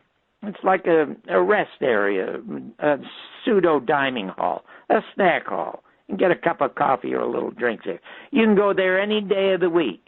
He said you won't find 8 or 9 people there. He said on November 22nd, it was packed. And he said, I won't tell you any more about that. He didn't even finish his coffee or breakfast, got up and left. But when he left, he said, I have a pension I need to collect, and walked out the door. Well, his son called me and said, what did my dad say? So I told him everything his dad said. His son couldn't believe it. He had no idea what his father did. He said, well, God, that answers a question for me that I just don't understand how I ever got this job. And I said, what job? He said, well, you know, the CIA has their Academy Awards. You know, they have their Emmys. Wow. They have their Golden Mikes. And I said, what do you mean? He said, well, what they do is they have this large award ceremony and give these medals to these people, and everybody applauds them and pats them on the back and toasts them with the drink. Then they gather up the medals and they put them away, and nobody sees the videotape. It stays in the archives of the CIA. And I said, you're kidding. He said, yeah. I said, how do you know? He said, I shot one. I said, what do you mean you shot one? He said, I don't know where it came from, but I got a call from somebody who said they were having this award ceremony in Langley, Virginia. And would I come and shoot it? And he said, I thought it was a joke. So I said, sure. He said, but I'm going to need a crew of 2 or 3 people. I'll probably need 2 or 3 cameramen. No, I need a crew of a half a dozen. And I can't fly them coach, and my equipment's I gotta go back there first class. And the guy said, how much do you think it'll cost? So my cameraman said, I tried to scare him off. I said $50,000, which was a ton of money at the time. And the guy said, what's your account number? I said, I'm not giving you my account number. And the guy says, give me your account number. I don't need your password. So he gave him the account number, and he thought, well, that's the end of it. He said within an hour, $50,000 had been deposited in his bank. And he went back and he shot it. And he said it had to be my father who got me that gig. Amazing. They got the money. They got the money to use it and throw it around when they want to, John. You know that. Well, they have all the money. They have all the money in the world. The thing is that it is beyond me, you know, that the CIA, which Harry Truman says that he was sorry he ever started in 1947 with the national security state. The CIA is supposed to go around disrupting everything and killing people who might be socialists and infiltrating the media to put down people like Mark Lane and My Brussels and anybody who has any real information about how America is run. And it's amazing to me that the CIA is the only branch of the federal government that seems to know what it's doing. Because they're very successful at it. Do you think that My Brussels was given that weaponized cancer? I think they accelerated her death, don't you? Well, I'm sure it's possible that they have done. You know, I always question why Bill Hicks died when he was 32 of cancer. Bill Hicks was the precursor to George Carlin, and of course Lenny Brucer was the precursor of Bill Hicks and George Carlin. And I know that Lenny Bruce had to be set up by the LA police, and they gave him dope that was bad dope and killed him, and then staged that photo of him with his needle in his arm naked in the bathroom and spread it all over the place. They did that to discredit Lenny and his work. Well, Bill Hicks was every bit as good as Lenny Bruce was. He never had the chance to have a bigger career, but he was absolutely brilliant. He did some wonderful stuff. He happened to be my son's favorite comedian. My son was just 12 years old, I guess, when he first heard Bill Hicks, but he loved him because he was so bright and funny, and he got cancer at 32. I mean, they gave it to Jack Ruby, you know, and who knows how they could have given it to My Brussels. But, you know, the church committee back, I guess it was in 77. In 1977, they had a list of nearly 1,000 people in the media, that's in radio and television and newspapers and in magazines, who were CIA conduits. I mean, that's 1,000 in 1977. Imagine what they have now. I mean, they must just be all over the place. You have no idea with whom you're dealing. I remember Jesse Ventura making the comment that when he became governor, one of the first things he had to do was go down to a basement and sit with a dozen people who were CIA agents to be interviewed. And I've never heard him expand on that, but I would certainly like to talk to him about that, because I would have collected cards and asked for names, and then I would have revealed who they were after the fact. But I've never heard him talk about it since, or name any of the names of the people who interviewed him. Well, it's sad to say, but the CIA is everywhere. I know when I worked at McDonnell Douglas, they came and would be interviewed. I would be, go into a room, be asked questions, and they actually asked the only intelligent questions. The only time I ever got interviewed by the FBI, they were idiots. But I'm actually, with May, I'm not surprised if, they had proven that the CIA had bought the house across from her. So there was so many different ways they could have got in her water line, her air conditioner. There's so many different cancer-causing agents, and it's very simple now that weaponized cancer virus is just so easy. Because even look at Molly Ivins. She was writing that book on Bush and then, basically gets cancer and dies. I think that's what shows so much courage about you, too, that you didn't back down. I'm surprised it didn't come to you and threaten you, John. Well, there's nothing I'm small potatoes. I can't influence anything. Freedom of speech is allowed in this country, as long as you don't have an audience. Well, I don't have that large an audience. The documentary has already been made, and one of my good friends on the internet is Joan Millen, who wrote really the best book about Jim Garrison. Is out now. I think it's Justice Denied or Justice Delayed, and she teaches English and the Kennedy assassination at Temple University, and she can't even get enough money together to get me back there to screen the documentary for her students. She'd just written a book about George de Morgenshield and the CIA in Haiti, and I said, well, I don't understand. This documentary is a really good piece of work. It's a great story, and it's about a man. It's about a person. It's not just about a murder. It's not just a murder mystery. It's about this man, and you get wrapped up in him. You know he has a family. And she said, you have no idea where the CIA is and the influence and the power they exert over this country. So anyway, that's probably one of the reasons they did away with him, because he wanted to do away with the CIA. He said he was going to splinter it into 1,000 pieces and blow it to the wind. He'd already fired Alan Dulles.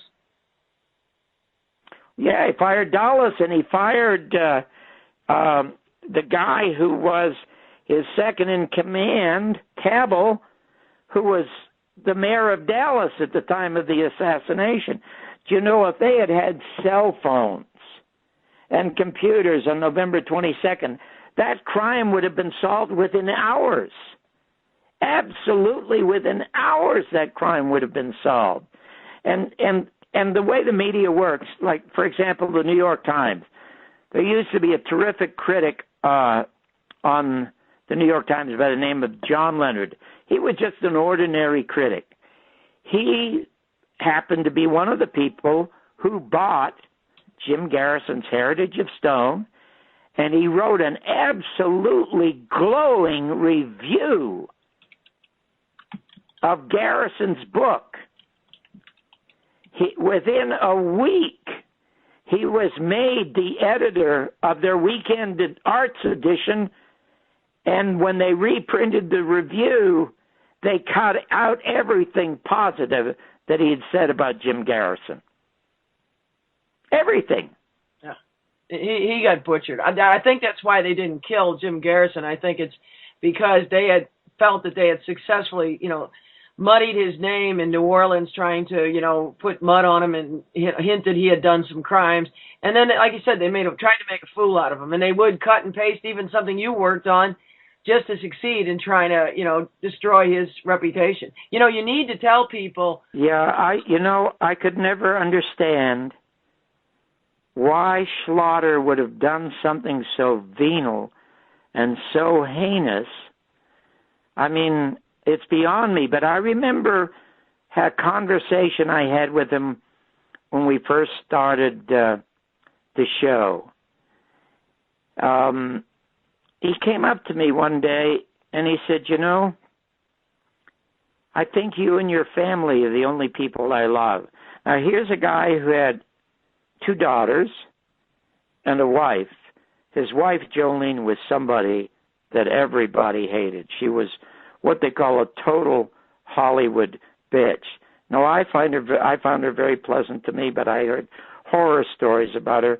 And his oldest daughter worked on the show when she was 16 years of age, and she was very charming. The youngest daughter had some mental problems. But he said to me, I don't love many people, but I love you and Sarita and Christopher, because I was never interested.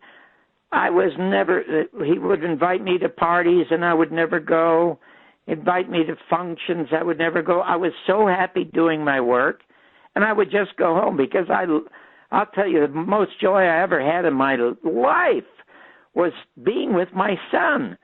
And, I never even wanted a child. Really? Because I didn't know what kind of father I was going to be. Oh, John. But I'll tell you, if there's such a thing as reincarnation, I want to come back as my son, because he had the best parents I ever saw in my life. So I could not understand. He did say to me, do you and Sarita ever have any problems? And I said, what do you mean problems? You mean domestic problem? I said, no, not at all, no. He said, do you have problems with anybody? I said, what kind of problem? He said, well, you're a pretty tough critic. Anybody harass you? And I said, well, somebody shot at my Studebaker once when I bombed the Jerry Lewis Telethon, a bullet hole in my Studebaker. But I don't know who did it, so I don't know if I have any enemies that I can see or not. He said, if you ever have a problem, you come to me because I have friends. And I thought, what the hell is he talking about? The guy's German, for Christ's sake. He's not Italian. What kind of friends could he have? Well, I don't know what kind of friends he had, because when Bush was inaugurated as President of the United States, it was George Slaughter who put together his show. So maybe he had friends in government that I didn't even know about. And maybe it was something like that, in order to get in good with them, that impelled him to do this, heinous thing by trying to discredit Jim Garrison. Wow. John, before we had about 20 minutes left of the live show. I wanted to make sure you tell people again, because I've told them in the beginning, John Barber's World is your website, and it's an amazing place. It's not only got more about what we've been talking about tonight, but it also has the marvelous documentary on Ernie Kovacs, someone I've said that people need to learn who he is, and also that has wonderful segments of You with Frank Sinatra, the thing with Bob Hope, a bunch of things. But also, do you want to tell them how to see the Garrison tapes? Now, I have a Facebook page that you and I, we had that up a year ago, and there are people going there, and they will be sent to your website from that Facebook page, which is available on, and people can find it. I'll have more links on my Facebook page.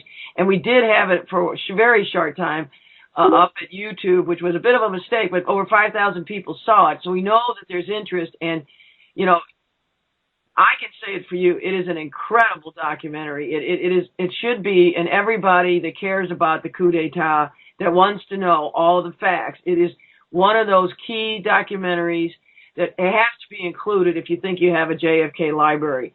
It's amazing. And you didn't do this to make money. You're not profiting from this. So why don't you take a minute and tell people how they can get that? Because we've got. Oh well, that's very sweet of you, dear. All they have to do is go to John Barber's World. It's all one word. There are no spaces. It's all small. There are no caps. And Barber's is BARBOURS. There's no apostrophe. and the site will come up, and the first thing you'll see is the Garrison tapes, and it says videos, and then you can click it on. But aside from the Garrison tapes, you can also click on the Ernie Kovacs special, and again, that special was up for Peabody consideration, and I can't even get that sold to the Comedy Channel. And Ernie Kovacs was a Charlie Chaplin of television, for crying out loud, and his is a great, wonderful story. You know, his children were kidnapped by his ex-wife after a divorce, and for 2 years he was trying to make America laugh while paying private detectives to try to find his children. So in the first part of the documentary, you're just fascinated by this interesting, entertaining character and what he can do on camera. But all of a sudden you get caught up in the guy's life, and now it's not so much his work you're looking at, but the guy's life. He was the first man, I think, in America to gain custody of his children in a divorce battle. And it inspired ABC to make an awful movie about Ernie Kovacs, but that's up there also. There's a lot of really, really good stuff up there. And I wish, you know, the documentary put me out $200,000, and George Knapp keeps urging me to do a part two, because he asked me one time.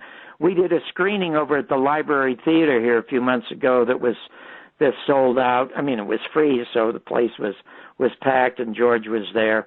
And he asked me what I would do if I were going to do a part two, because I always wanted to do a part two, because I have so much terrific information still on tape. And I would do JFK and the media, the second assassination of John Kennedy, because that had not been for the media, the assassination would have been solved.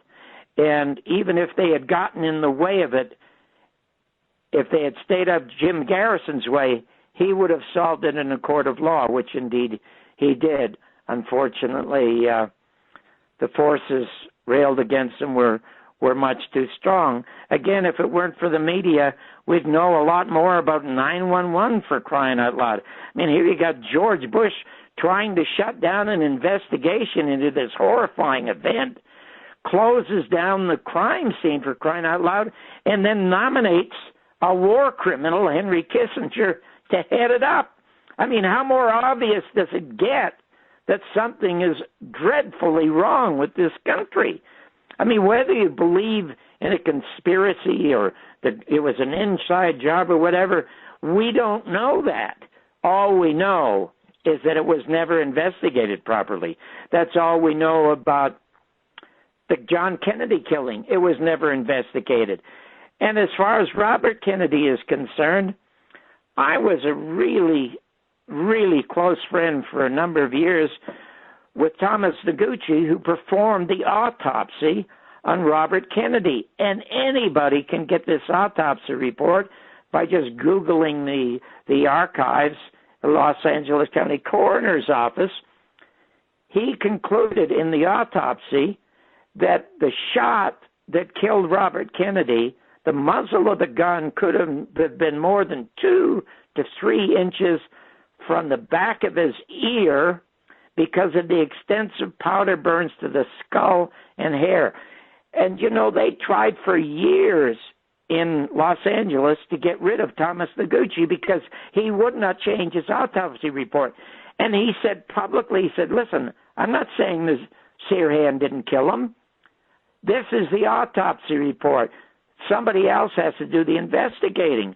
Well, Sirhan was in front of him and couldn't get closer than 6 feet, even with his arm extended. So that was never thoroughly investigated, except some guy in England found some video of the Ambassador Hotel that shows you 3 known CIA officers in the crowd. But the police in Los Angeles were totally infiltrated by the Central Intelligence Agency. And my Brussels, bless her heart, and she was never brought to court for it, she says the guy that did it was the security guard, Chain, who was retired in the Philippines at the time, and she could have been taken to court for libel. But this guy, Chavez or whatever his name was, never filed a suit against her. So that was a pretty gutsy lady to do that. So all of these things are going uninvestigated, all of them. And one of the things that is so horrifying is my daughter-in-law is getting her master's in sociology and psychology because she wants to treat people she knows in the entertainment business who are addicted to prescription drugs. And she can make a great living just in that town treating those people. Well, you can see the internet filled with very bright reporting from people who dig into the facts of the kid at Aurora who shot those people in the theater, and Columbine. All of these people are on psychotropic drugs. And right now we can't even get a toxicology report on this Lanza kid at Sandy Hook. I mean, something is wrong. And I saw a picture the other day on the internet. I don't know how true it is. It showed you the cops breaking into this guy's house. Evidently, this guy's wife had died of colon cancer, and the cops were breaking in to retrieve the medications. Now, I never got to read the story, so I don't know how true that was. But that is absolutely horrifying to me, that this information is being suppressed. Oh, yeah, constantly. You know, I'd like to ask you, did you know Dorothy Kilgallen? Talk about... Did I know Dorothy Kilgallen? No, but I think there's a case. I don't know how she got in to see Jack Ruby, but she said she was going to break the case wide open. Now, if she's saying I'm going to break the case wide open, she is not going to prove that Oswald was already the shooter. She would have no reason to say that because the government already said Oswald is the shooter. So there is no question that they murdered her. And I don't know how they did it. They did it, but they murdered her. But look at Sam Giancana. Sam Giancana was murdered. John Rosselli was murdered. These were major players in the assassination who were about to testify before the House Select Committee. The same with George de Morgenshield, supposedly blew his head off and committed suicide before he was to be interviewed by somebody from the House Select Committee. Then you have this guy, G. Robert Blakey, who heads up the House Select Committee. The first guy to be there is a guy named Richard Sprague, who was a prosecutor from Philadelphia who had put a lot of mafia hoods in jail for corruption. He was indestructible and uncorruptible, and he's made head of the House Select Committee.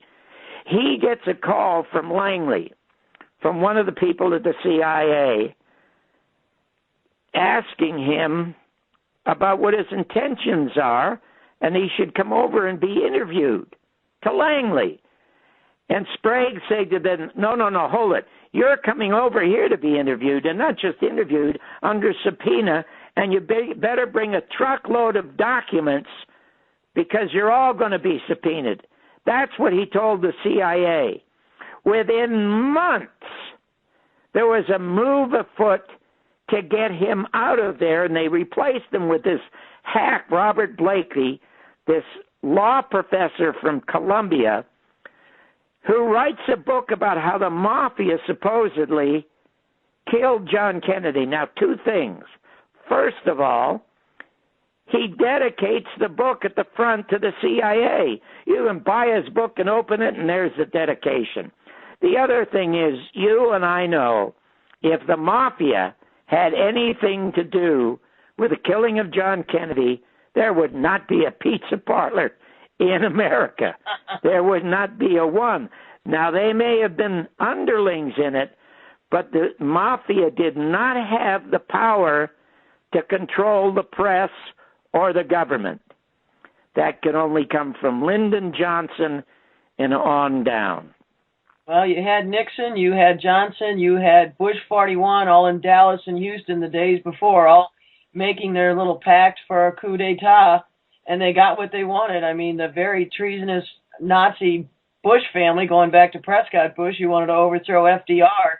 He couldn't get FDR overthrown. Well, one of the books, I asked Garrison about whether or not Johnson was involved, and he said, if not, he said Johnson heard the gunshots. I mean, he had a very poetic way of talking. He said Johnson heard the gunshots and within 48 hours completely reversed John Kennedy's position in Vietnam and authorized the sending of 50,000 troops. And when he was talking about the CIA, he said, listen, John, he says the CIA and the military have no qualms about dropping napalm and bombs on women and children who are yellow, who are running around in black pajamas.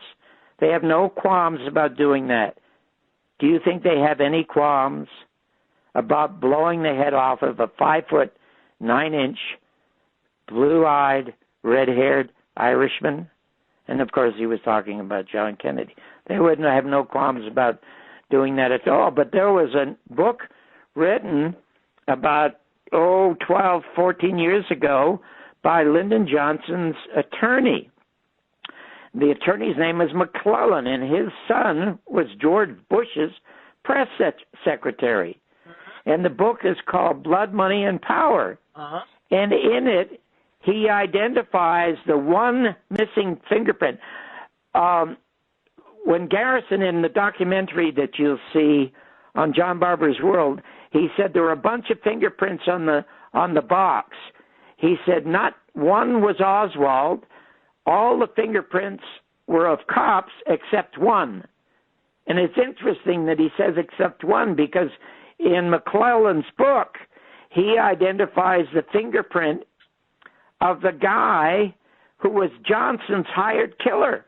The guy that this lawyer, McClellan, Johnson's sister was embarrassing him as an alcoholic nymphomaniac, and Johnson had this guy kill her and then got him out of prison. Johnson posthumously was convicted of homicide by a grand jury in Texas.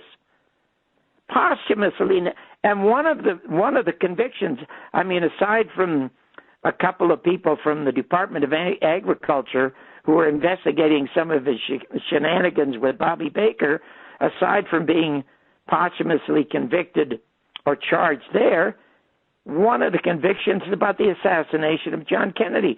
Now, McClellan only got to speak at the press club in Washington, and guess how many people showed up? 4 people.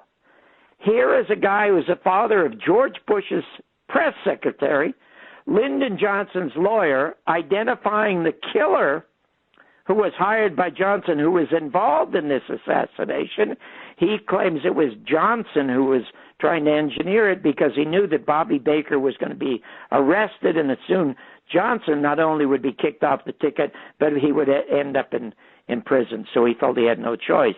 Now, I'm not sure that I believe that, but this guy wrote this book, and you would think that more people would want to talk to him about it, the facts that he reveals. He's never heard of again. And the book is called Blood, Money, and Power. It's really interesting. Yeah, I think I saw that on Book TV. You know, one of our favorite joint places is C-SPAN's Book TV. I think I saw a good portion of his little interview on there. And it's just amazing. I'm not sure I buy his whole theory either, but I think it has some good key pieces of the puzzle. Well, anyway, there was so much more that I wanted to chat with you about a show of a show business nature, and I'm trying. I said that I was going to mention something about Red Fox, so maybe if you want, I'll tell you one closing story, because earlier in the show I told you that Red Fox got the very biggest laugh that I'd ever heard from an audience. So if you want me to close by telling you that story. Excellent. Sounds great. Okay, well, anyway, the largest laugh in radio went to Jack Benny. Jack Benny was, as you know, notorious skinflint. And anyway, Sheldon Leonard played this heavy. Sheldon Leonard comes up to him on the street. Now, this is on radio. And he says, "Your money or your life?" He's got a gun. And there's a long, long pause. And Sheldon Leonard repeats, "Your money or your life?" And Benny says, I'm thinking. Well, it got a huge, huge laugh. And that was supposedly the largest laugh ever in radio. The largest laugh I ever heard in television was Red Fox. I put Red on a show. I, at one time, had been signed as Merv Griffin's replacement. And I used to do Merv's show, and one night when I did his show, because folks were used to people who hosted these kind of shows coming out and doing a monologue. So there were two other guys under contract who didn't do well, but I came out and I did my monologue like Carson and Jack Parr and all the rest of those guys. It went pretty well. Well, the show got really high ratings. And I was put under contract for $600 a week for 6 months to be his replacement. However, the guy that I had as a manager also managed Bob Newhart, and I didn't know that Westinghouse was also negotiating with Bob Newhart to take over the show. Because I went to my manager and said, "Hey, look, I want to take out a full-page ad saying that I'm under contract to Westinghouse." And he talked me out of it. He said, "No, you just had a child, and you should save the money to help your child." Anyway, they ended up with David Frost, which was a disaster. But Channel 11 in L.A., which bought the show, thought that it was going to die, and they wanted me around, so they gave me a Saturday night show.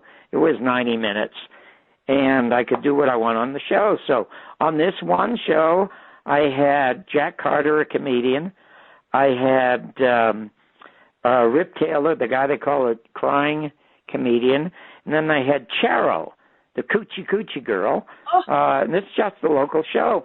And I gave Red Fox his first break at a variety show because I knew all of Red's material. And next to Jackie Mason, he was by far the wittiest ad-libber I ever heard. So I knew there would never be a problem. Anyway, Red comes out, and he sits down, and knowing his material, I asked him, because it was the height of the Black Power movement, I said, "How do you feel about the Black Power movement?" And Red says, "I don't care about the Black Power or the White Power. I just cares about green power, because if you have the green, you can buy the places where the blacks and the whites has their meetings." So the audience chuckled a little bit. And then as an ad lib, because it just occurred to me there, I said to Red, "Why do you think money's colored green?" And without missing a beat, he says, "John, that's because Jews pick it before it gets ripe."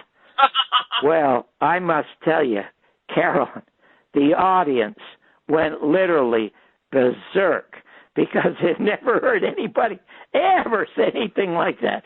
And we could barely continue with the show, and every time we would try to continue with the show, Jack Carter would jump up, he'd open up his wallet and start throwing money before it got right, and the audience would go nuts again. So they laughed for literally 10 minutes and just never stopped. And I had that on tape somewhere. I've never had it transferred to film. I should have it transferred. Oh, God, I'll help you do it. We got about a minute left of the live show, John. That was amazing. My father used to watch Red Fox and Sedford & Son, and I encourage anybody to, I know YouTube has several of the episodes. It is amazing. And I want to remind everybody again, John Barber's World, you have to go there. It's not just about the Garrison tapes. It is basically a history of Hollywood and news. It's both entertainment and news. And you also have to catch him when he's on with Jeff Friends. Jeff does a great job, and I know there's some of your old shows too that you did on the Runts Network too that are available on there. And you got to come back on again so we can. I want to talk about your next. I want to talk about documentary number 2 as well. I think that you have to do that. And also, you were writing a book, so when you come back, we got to talk about that. Well, I am trying so hard. I see people like Jim Marrs putting out a half a dozen books, a lot of my friends writing books. I'm having the toughest time getting through it. But I guess, and I must tell you honestly, it's got a lot of terrific stuff in it. And I don't know why I'm not more motivated to do it. It's a very lonely, solitary profession. And I keep thinking about Dorothy Parker. Dorothy Parker once said, "I hate writing, but I love having written." Well, I feel the same way. I just hate sitting down. I get my kicks at night for about an hour. I go over my Facebook page and I try to make comments on what some people have said on the internet, and then I can go to bed having done my creative best for the day. Anyway, the next time I come on, remind me to tell you the story of how and why Bob Hope came on my local show when he wouldn't do anybody's show. And it's the first and only time Bob Hope ever did a serious interview. Anyway, Carolyn, I'm so glad you have the show, and I'm going to be listening to you often and give my best to your partner, and we'll talk again shortly, I hope. Yeah, and we'll clean this up. We're going to clean up the tape. We have a clean audio we got off here on the iMac while we were interviewing. So even if there was some problems with the Blog Talk transmission, we have a clean version, which we'll put up on Facebook tomorrow and also on YouTube, because what you said tonight, was so important, because you were discussing history, not only of Hollywood, which is interesting and important, but also what you said about Jim Garrison and the struggles you went through. People need to understand that. They need to respect you for that, but also understand what it takes to get truth out there. And you're one of the heroes. Well, thank you so much, dear, and you have a terrific weekend. Okay, you too. Thanks, John. You're amazing. Thanks. Good night, dear. Good night. Good night. Well, for those that have listened through the whole show, that is up on YouTube. It was something that I did pre-record. John is going to come back on in the next couple weeks, and he's going to be a regular on here. He is an incredible man. He did several shows, during the 50th anniversary week. I don't know why we call it anniversary. It should be Memorial Week, I guess. But I'll tell you, he still has more secrets to share. I mean, Hollywood secrets, which are fun, and we're going to use some of that during the entertainment shows. But he's also, he is just so insightful that he's going to be giving, play-by-play when it comes to the current events, too. I mean, he's sharp, he's witty. I mean, that's why Frank Sinatra would not hire a man to write for him that was a fool. And you don't write for the Dean Martin roast in the old days because you didn't know what you were doing. And frankly, more of you would know his name if he hadn't taken the risk of making that documentary about the JFK coup.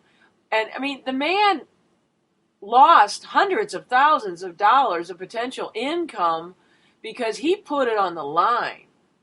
Let's let people know the name John Barber, just like we should know Pat Tillman, who gave up millions and then took a bullet through the forehead because he was going to spill the beans on UK and US Army and Marines guarding opium so that the heroin can be profitable for black projects for MI6 and CIA. I'm sitting outside my house. My house has now been torched. I've been on the run in exile for 5 years. My Brazel got cancer. Molly Ivins got early cancer. A lot of people get whacked. Look at Wellstone. My God, there were 2 pilot instructors on board. John Jr. was killed, not just JFK and RFK and MLK. They tried to shoot Wallace. I mean, these people are above, they have impunity. They've gotten away with it because too many people don't want to hear the truth because their own little lives are comfortable. Oh, don't bother me. I don't want to risk my pension. I don't want to risk my benefits. I mean, I couldn't believe somebody actually came to one of the hotels I was in going, yeah, that's good. I know what's happening to you is wrong. And yeah, I even saw him threatening your life. Yeah, I even heard the death threats and all this. Oh, but shit, this stuff, Oswald acted alone. Don't get involved with that stuff, But then this guy was making money at the MIC off to Iraq and Iranian, threatening Iran and all this stuff because he still is at McDonnell Douglas. So he owed me his job, but, he was only going to help me if I was willing to get horizontal, and I wasn't going to go down that road. I do want to mention some folks, people, that I really would like you to think about and care about, because Type 1 Radio is something I did every Friday. It comes out of Bristol, England. It's on Blog Talk, and you can hear on John's interview with me. That was what we actually did originally to put on Type 1 Radio. The folks over there do a lounge every Saturday night from 6 till 9 o'clock Central Time. Anybody can Skype in. You can all talk, and they get into everything. We've had Judy Woodworth on there about the dustification of the buildings. There's been discussions of everything from meditation to personal sovereignty, plus just some shows that are just fun, and you sit around the lounge and you talk. We're going to do that stuff here too, and Sonic Etchison from there, and Steve Gaddafi and Debbie, his wife, we're going to have them on. Rita's going to come on. There's a lot of people that worked hard. I had a helper, Brett Roshan. I hope he still comes back and gets involved. He's got some personal issues he's working with now. I hope he doesn't give up totally, because he's got a lot of potential. He just needs to focus. I also want to mention, folks, if you're on the West Coast at all, there's a wonderful guy, Mitch Lamore, great guy. They just put on some 5 and 10K races over there for the Thanksgiving holiday. You need some Christmas stuff. He's got kettle corn machines. We're going to talk about that sometime. And he does bicycles. He actually builds his own. He actually does the welding and everything. It's www.lamorebikes. Lamore is LAMOURE bikes.com, and kettlecornmasters.com. I don't know about you, but we can all use that kind of stuff around the holidays. And he's actually, I think, going to help us. I have a dear friend, Carol Sloan, that is just a wonderful dear person. That she has she's one of these people that cares about 2-legged and 4-legged creatures. She's taking care of her little kitty cat now, Carol Duane Sloan. She's got a wonderful dachshund, Patrick, that she's trying to help. We're going to probably have to make a little, what do you call those basket leg things with the wheels for the poor thing, because its back legs aren't working. And Mitch with his bicycle thing, we may actually put him to work with that. But other people too, if anybody knows anyone that can help make one of those little things for a puppy dog. This is a great dog, and she's a great woman. She's helped me out. She's helped other people out, and she never wants anything in exchange. Another person's going to come on in the future is Peter Kavnistos. Kavnistos is in Greece. He's an expatriate. He does a lot of stuff. He's gotten into a lot of great stuff as far as his own website, as far as the unusual UFOs news and whatnot, and he can tell us what's going on in Greece. And Leslie Mitz, who worked a lot with Jerry Pippin, her and her significant other have put together a great book about some of these things that possibly are missing people, that there's almost like a wolf Sasquatch type thing. We're going to talk about that. And then Regis Doucette has really gotten more awake and aware the last couple of years. Boy, he has just been working his fanny off, and he's actually looked into a lot of the chemtrails and the acid rain, and so he's actually working now with a company that they've actually got a product that's eco-friendly, that doesn't cause any of the dangerous things that all the petrochemicals can do. The Navy even uses it now to wash away the soluble salts and ions. You can read more about it. One of his distributors at mydurablesolutions.com. This is something we're going to talk about later, because that's one of the solution things. And Regis is actually, we're going to do a little segment with him on that, so we can show people there is a way to solve some of these problems. I'm kind of jumping in to make sure we cover a lot of these people, because there are just so many people. And Dale Drinnan, we're going to do a whole show. He's got several blogs, and he has really gotten into the creature features. He gets into both Sasquatch, Loch Ness Monster, all that stuff. And I am into it, but not into the detail of other folks. So Dale is one of these people that I rely on, that when it comes to those kind of topics, he knows everything, and he's really into it. And plus, he's very good at the cartoon aspect of it, too, bringing that into it. And he's one of these people, too, that's willing to take a risk and help other people that need help. And then there's Mary Neal. I was hoping to have her on today, but, the holidays got very rough. She's going to come on, because what she does, she lost her son in a very tragic thing. He was mentally ill, and unfortunately the police killed him. You know how we've had so many tasers and shootings of people that are either confused, ill. I mean, they tasered a guy to death in a nursing home because he refused his meds. Here, I actually watched a guy fall off a bridge in Columbia, Missouri. He got tasered twice, fell off the bridge. The second tasering was not necessary.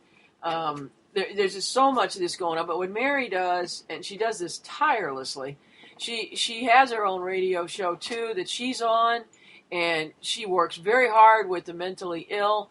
I want you to get to know her. We're going to do more about her. She's on the Free Speak blog, Blogstock. They talk about expanding human rights. It's the National Network in Action. She supports Dr. Floyd Harris and Gene Kennedy in their radio show. They work really hard. Yeah, look up also Justice Gagged, America's Most Censored, Mary Neal. We're going to get into that. We're going to talk about this stuff. Like I said, a lot of other people, you stick your neck out, you wind up, you can lose your home, lose your life, lose pets, lose your children. We're going to stick up for this. We're going to stick up for people's rights. We're not going to let people come in your home to count your cats and dogs and pay a cat tax or a dog tax. We're going to be worrying about vaccines. We're going to get Dr. Tenpenny on and some other people because we're really concerned about that. I want you to understand that, especially at this time we're getting flu and pneumonia shots. We got to be very careful. These flu shots, they're shielded these people now, so they don't have any responsibility anymore or fear.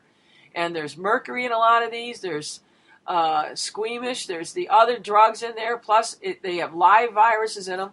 People don't understand that a lot of the cancer we have today is because of the known disaster when they continued to give out the polio vaccine, knowing it had live cancer vaccine, like cancer virus in it, which actually triggered the huge explosion in cancer, which then led to, Nazi Nixon giving out his war on cancer, which was just another one of these full wars and another excuse to transfer trillions of dollars from the taxpayers' money into the pockets of the elite and the petrochemical, pharmaceutical, agro-cabal.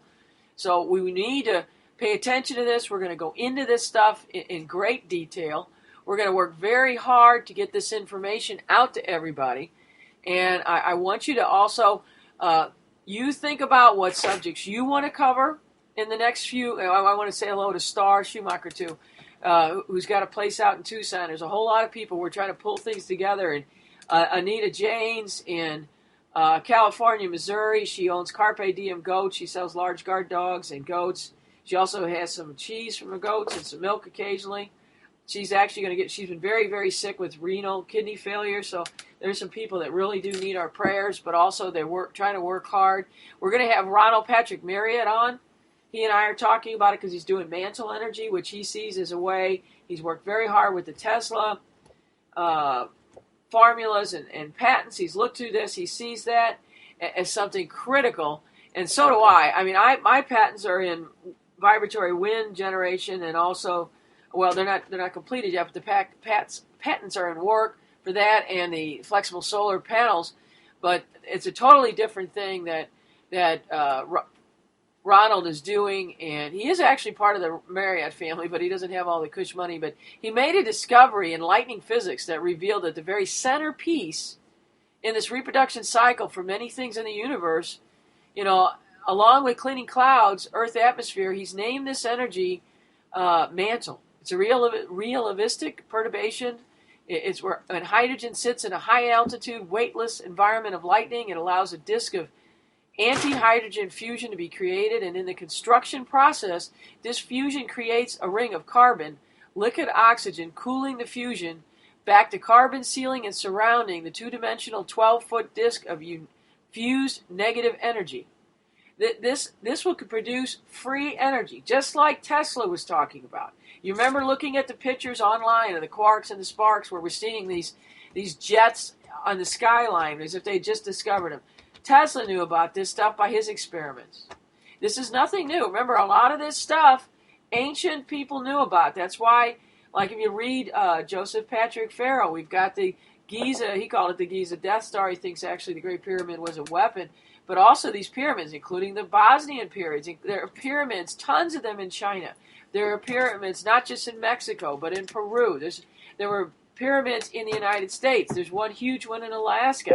We're going to get into this. We're going to get into the hidden maps that they wanted to sequester the fact that there were very advanced civilizations way before. Some of them were knocked out by natural things. I think there was a war. I think some people are very right about that. That's probably what decimated the Martian planet, probably broke up, created the asteroid belt.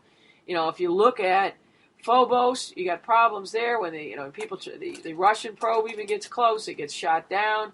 You got other planets that look just like the Death Star in Star Wars. I want to extensively get into studying the 9. We're going to shake them up. They still exist. There's new 9. We're going to take them on and say, we want you to come on and talk to us. Because if you don't know about the 9 yet, I want to tantalize you. Peter Levenda's got some stuff in that in his books about sinister forces. Look that up, first of all. Google him. We're going to try to get him on, too. He's got incredible books. He's been on The Bite Show. I really want you to look into George Ann Hughes. George Ann Hughes does a great job with The Bite Show. He's interviewed a lot of people. I really recommend Heinrich Penrich's Red Ice Radio out of the west coast of Sweden. They have done some incredible interviews. You get the first hour free. I think you have to pay for the second hour. First hour is always awesome anyway. And he has other interviews on there. There's some other people I know that they've been contacting me. And over the next couple weeks, we're going to bring other people on from other shows to let them get things out. It's important that we share. There should be healthy competition between shows. It should be not tearing each other apart. We're not going to collude either like the lamestream media. We're not going to take talking points. We're not going to get press releases from people. We're going to create our own news. We're going to look into this stuff, do our own research. I love doing research, but if there's anybody else out there that wants to help, feel free. If you've done some research, you want us to discuss it, we can do that. I want you to think about all that. I want you to work hard. But it's fun. Don't get discouraged and don't think it's all negative. Like I said, we have solution. There's Mantle out there. There's patents out there. There's solar panels out there. We're getting more and more of these things. You know, Germany produces 40% of its energy now that way. And there's no reason we can't have every parking lot have solar panels on the roof, have wind turbines and wind vibratory things on those parking lots, on the highways. There's no reason why we don't have kinetic panels down on dance floors, on highways creating energy. We don't have to be dependent on the petroleum industry. That is by design. It's an agenda we don't have to fall for. And don't be believing these dooms that, oh my God, there's too many people. Really? No. It's how they're distributed and how they're cared for and how too many people are dependent on the system by design and dependent on each other. We can be independent yet still help each other. That's the goal. Be independent as much as you can. And yes, at the same time, you also have to open your heart and be able to help other people too. That's where we're going with this as a positive thing and to care about people. And, you know, that's the big thing that I really hope that everybody can take some thoughts about this, that it does matter what goes on, and it does matter what you do. Everything matters. I'm going to play a little tune here for a second. I'm going to play probably 2. This one is Russ Huddleston and Robert Smith Jr. called Family Vacation. It's just a little ditty. It's just a little cute. Once again, this comes from the free, not-profit digital library offering free and legal downloads, and it's from the WFMU radio folks. And please feel free to visit them, and if you have any music...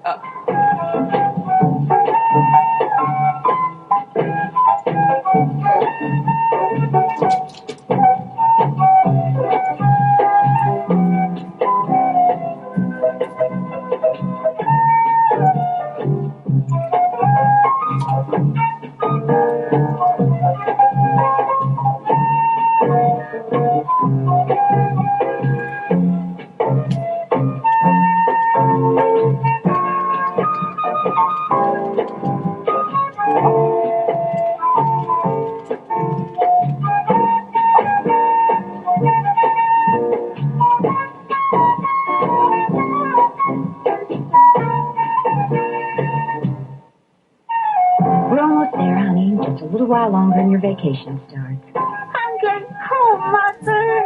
Hungry.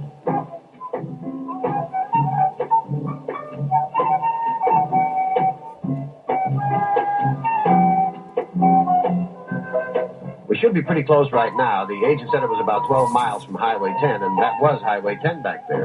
But you know we should have asked for better directions at the last gas station. Listen, I've never gotten us lost before. Mommy, I'm cold. Okay, Debbie, I'll put the top up. Never mind, Mike. Debbie can come up and sit between us.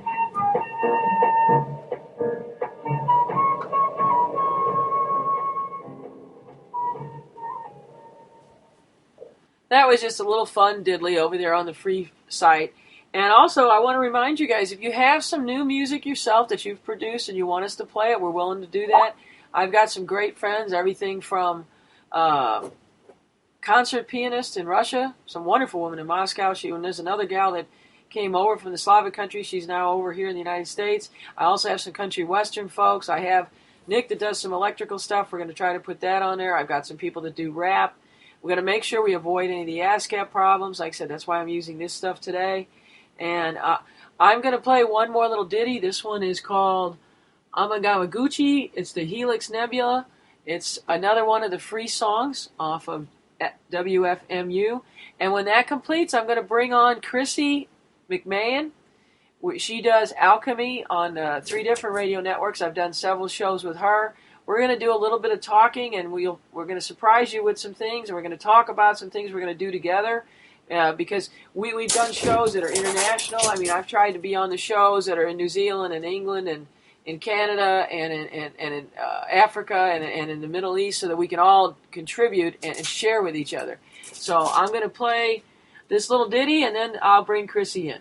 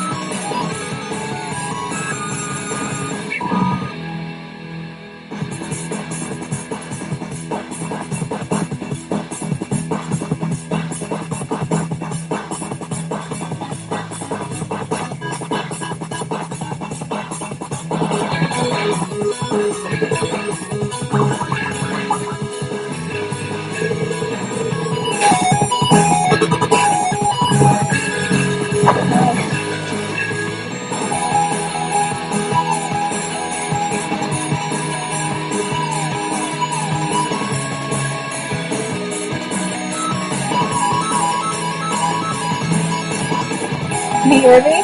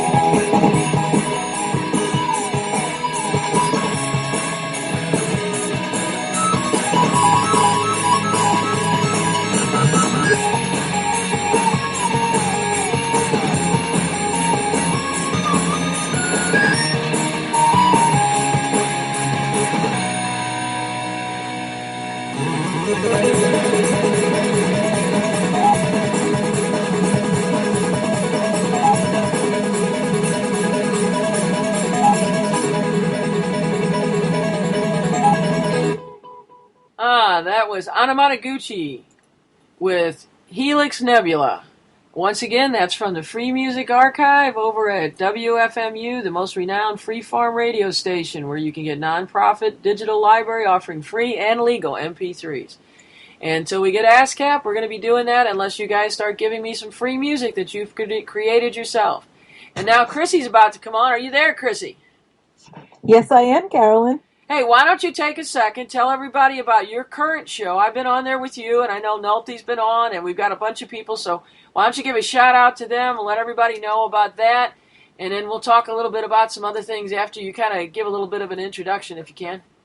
Well, thank you, Carolyn. I have a program on awakeradio.us that's called Alchemical Connections, and I also simulcast on shazizradio.com and weroar.ws. So I'm all over the place, and I interview some exciting authors. Recently had Liam Schiff, the author of Official Stories.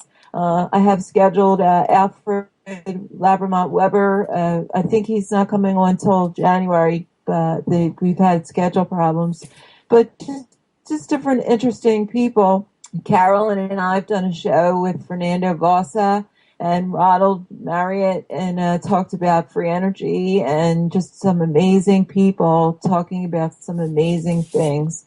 So just want to give a shout out to my host and administrators at awakeradio.us and shazizradio.com. For their opportunity to get on the air and share this information and to meet a bunch of wonderful, amazing people who are all committed to getting the truth out and helping to wake up people to what's going on around the world. Can you mention, let's see, there's Nulty, there's Steve, why don't you want to throw out their names for us? I'm probably Okay. Well, Shaziz Radio has Knights of the Round Table, and it's an energy show, and it incorporates the talents of several people. We have Ken Anderson and Cultus Negrand, a tag team of guys who are creating alternative energy devices. Right now, they're working with Shaziz, the owner of Shaziz Radio, to create an intercontinental transmission on a Tesla coil. So they hope to have that done in the beginning of 2014. We have the Muddy Mudman, who is the creator of some amazing wind turbine energy devices, and he's currently selling one on eBay. I'll have to get that link for you. And we also have Steve Hope, who you and I have chatted with several times, and I haven't heard from since you and I talked to him. So what he's up to, but he was one of the originals from Awake Radio, and I think he's over on MSI Radio. But yeah, we also have some pretty amazing people at Awake. We have Granada Steve and Paula Mathers, who are the administrators. There's True Seeker 22, my good friend Pamela Covington. We have quite a few new people that have joined. We have Lisa and Al for Transmission Mission. They're in Canada, and they're bringing a lot of Aboriginal news and also talking about the fracking situation in Canada. We have some other people. Let me get the show. We have a new guy. I don't even know if he's on the schedule yet. Alan, somebody or other. Tony Gosling. We have the No State Project with Mark Stevens. We have Capricorn Radio with James Swaggart, who is really creating a good name for himself. We have John Suglides. We have, let me see, I don't even know, Organic Nudes with Cab Waters, who does a lot of political rants with a lot of interesting people. And we have Shaziz and his wife Beverly, who simulcast on Saturday mornings. Beverly does a hope message, and we have we don't have the new guy on the schedule yet. We have Reality Bites. We have what's that other really one? The Unpenned Show with Paul and Andy. That's really they mix music, topical stories in the news, and they give a wonderful presentation on the need for really opening our minds and expanding our consciousness to what's going on around us. And they use sarcasm in a sense, but the way they put their show together, they really take a lot of time to bring a full 2 hours of exciting presentation of why we need to pay attention to what's going on in the news. So I don't know. I don't know if I missed anybody but the new guy, and I'm not sure what his name is. Well, we have Liberty Beacon too with my good friend. Geez, I forget his name, but you can look it up. The Liberty Beacon, and he does that with Paula. Paula hosts him on the radio station, and it's usually a long 1 hour rant about vaccinations, GMOs, something that he's come to terms with that's happening in our paradigm, and he gets on his soapbox and tells you what for. You guys so Roger Laundry, that's his name, and he's a very exciting, very energetic speaker. You guys do a great job. I know I've picked up since we had our 18-hour marathon that one weekend in September. Shout from the mountain. That's it. I actually we've had a lot of discussions with Ronald Marriott, so he actually I've actually found a place in Old University he might be getting some people to, some backers, some patrons to get a hold of, because that way we could actually do some seminars there, because it's an empty university right now and the town is desperate for jobs, so it's kind of a win-win situation where we help out a town that's lost its university and it's still vibrant, it's still an old college town that wants to stay that way, so we're working on that right now. It's kind of exciting. I know I'm trying to get closure with what I'm doing with. I've got some people help me. I mentioned Mitch earlier, and he's got some folks trying to help me that we can resolve things in St. Louis, because like I said, I've even had the fire at the house now. We've got to get everything resolved and get closure, and it does look like maybe we can get some justice with the right help.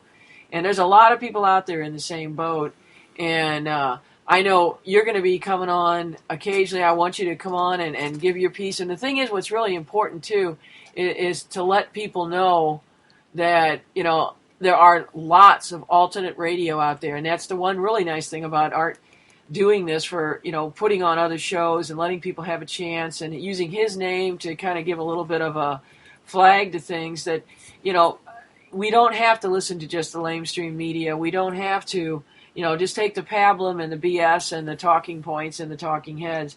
We can think for ourselves. What's really neat about the internet radios, most of them are interactive, which is great.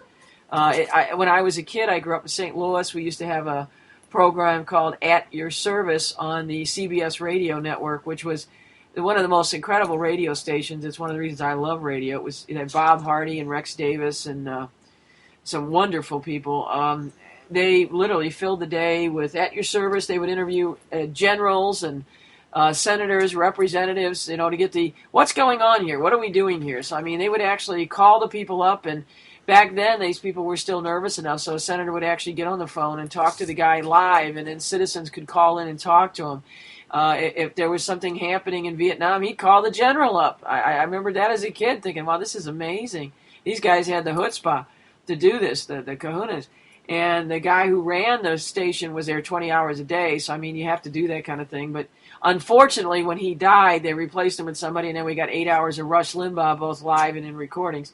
So the local and the news shows disappeared, and a lot of that went away. And I think right now we're finding that more on the internet, because it's so hard. There's so many canned shows on the AM and FM dial.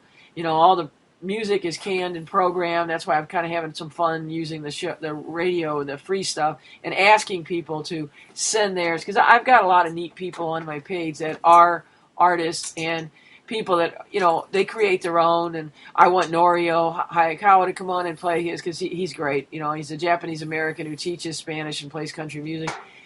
He writes his own. He does incredible stuff. Matter of fact, I was going to try to get him for the next show, because he also has done a lot of research on the Dulce, whatever was going on in New Mexico. There's so much theories about what was going on in Dulce, whether it's really an alien base or whether it's is it a Fourth Reich Nazi base? Are they doing, is it a Dr. Moreau type thing, or actually is it an alien type thing? And there's all kinds of things going on, and he's done a lot of research on the underground tunnels.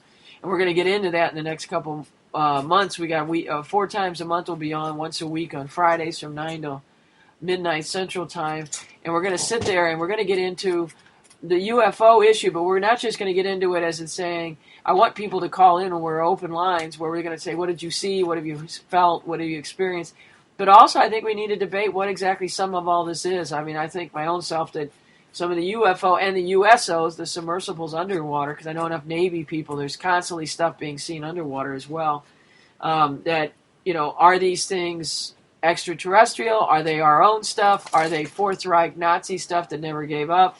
Are these aliens? Are they interdimensional? Are they extra-dimensional? Are they, people time traveling? We'll get into all of that and try to discuss that. And you missed what I was saying earlier because I was taping it, Chrissy. We did get into the alternative energy, and we're going to really hit the solution button hard every week to try to get people to understand that there are solutions. Tesla had them. There were ancient technology that's been deliberately suppressed. Just like I mentioned earlier, the 1904, that Tesla was showing a Wi-Fi telephone back then. Why did we have to wait to the 80s? Right. And I'm watching the John Searle story, Ralph Ring, just refreshing myself on all this wonderful information of the technologies that are already available. And could you just give me a link to your to the radio show, because I don't have a link, and I wanted to make sure we have listeners. That's a good idea. And right now, what people need to do is you just go to www.artbell.com. He's got all the information on his. You go right to his website. Keith Rowland has done an extraordinary job of getting the website up. He's got the Wormhole, which is he actually designed the Fast Blast for another show. So that'll be available when we're actually doing the interactive show. So it's a one-way, just like Fast Blast. It's Wormhole. As you write the question, send it in, they get it, they'll look at it. It's really an extraordinary thing. I'm also going to be doing the Facebook thing where I am going to be looking at the Facebook if people want to chat me there. And I'm going to get my my webpage finished by the next show, next Friday. And on there, we'll have a chat where we can at least pay attention to what's going on. I mean, we're probably not going to be as much interactive because it tends to be a little bit distracting and can kind of lose track of where you're at when you're doing the show. So we're going to be a little bit careful with that. But we're also going to have, I'm going to try to set it up where we can do a little bit of Skype where occasionally, especially if a guest recommends somebody and we get that person, a fan, they want to say, hey, I want to listen to so-and-so. Like I said, we're going to be both doing science, paranormal, but then also entertainment stuff. So we want to bring somebody in. You recommend them, you can come on as a co-host and actually sit in. And on some nights, we'll just do the lounge where, we'll have some people call in on Skype and we'll have them tied in and we can all kind of have a lounge around and talk about it and see what we can do and come up with solutions. And we're going to try to have as much energy as possible on these Friday nights so people can look forward to it. It's a time where people want to relax on a Friday night, but they can kick back, have some coffee, have some Earl Grey, have a pint next to them, have some bitter ales or something, or a nice dark beer. I could use a Marzen myself right now. We could all sit back, relax, and share some information, but still have enough energy to keep going. And that's the big thing, is we are going to discuss the reality of things, because we are losing our rights. We're going to stand up for those.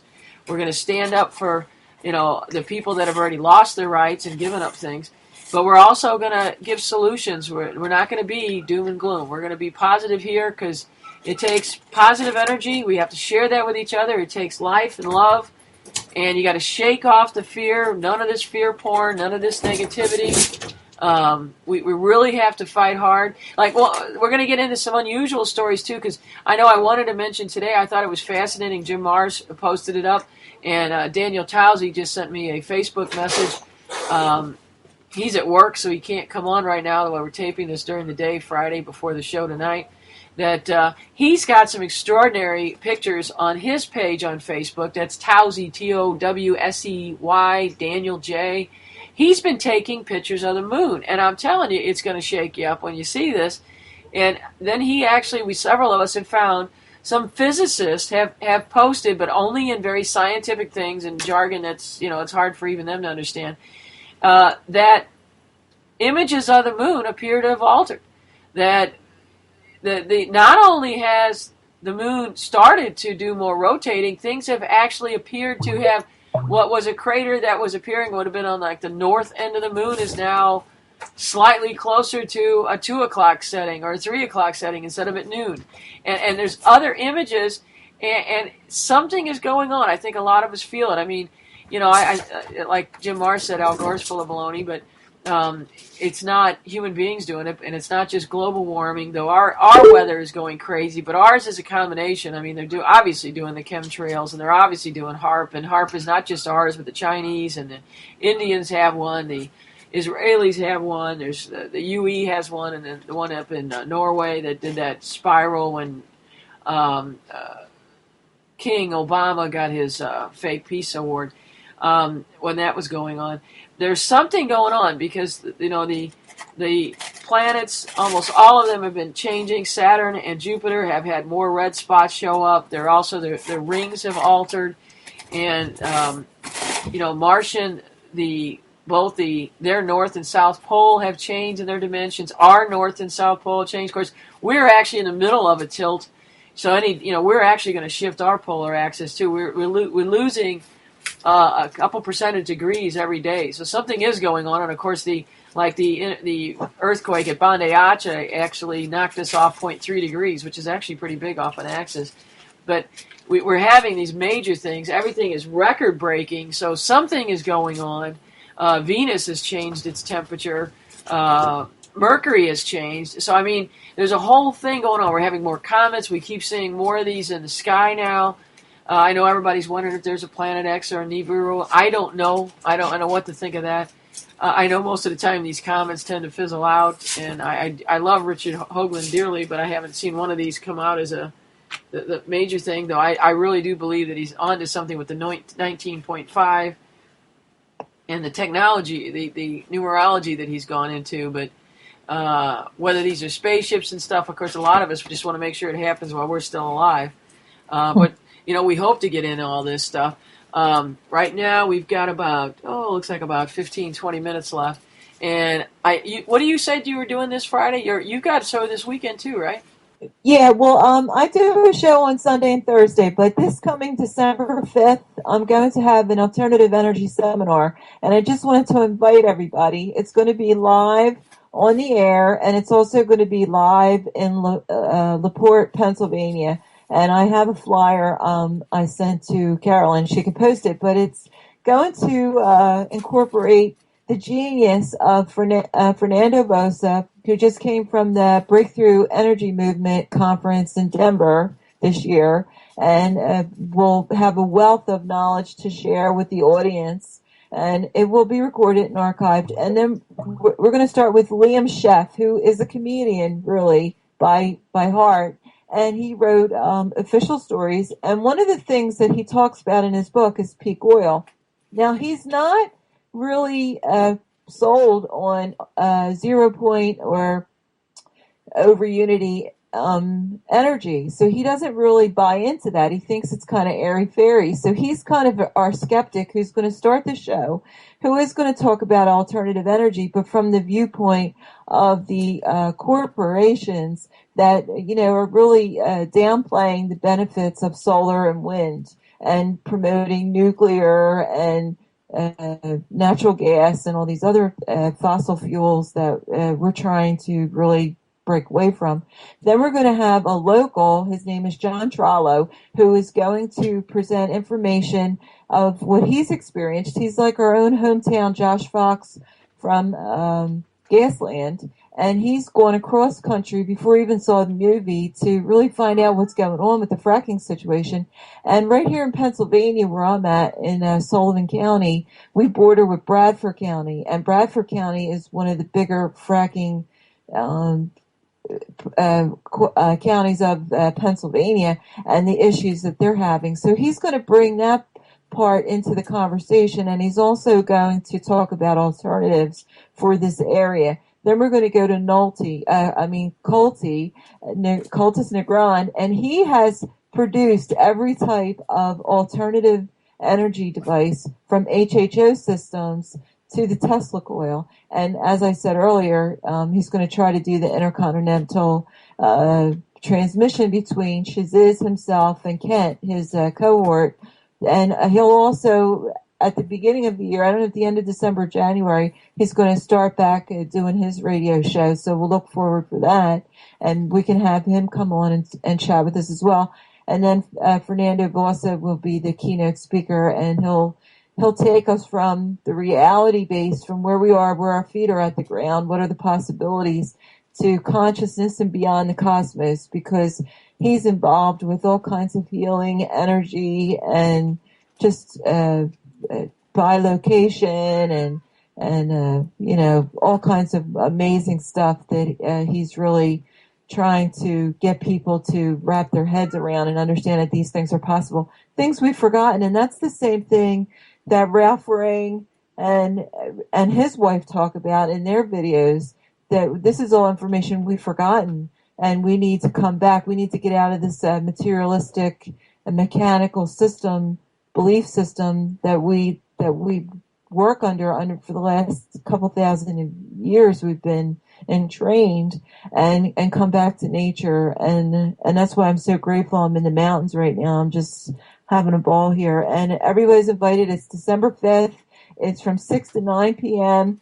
It'll be probably broadcast on Google Plus, one of the Hangouts, and also hoping to simulcast with awakeradio.us and shazizradio.com, and have the live presentation here at the DCNR building on Route 220 in Dewshore.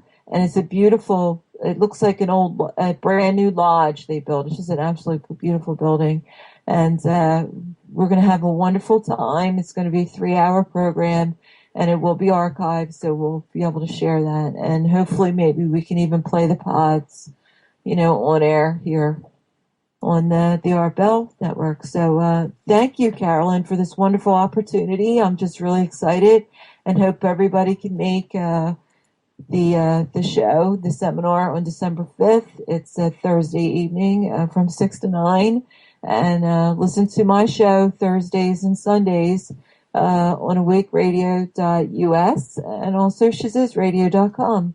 A wonderful gang of people committed to bringing truth and sharing peace message and love, and just wanting to wake up people and help them to understand what they're facing in this wonderful matrix we live in. And it's just quite amazing times. And Carolyn, you've been such a wonderful friend, and you've been through so much in the last 4 years that I wish I could give you a big hug and just bring you here with me, because you would love it here. You and the cat, you'd have a great time.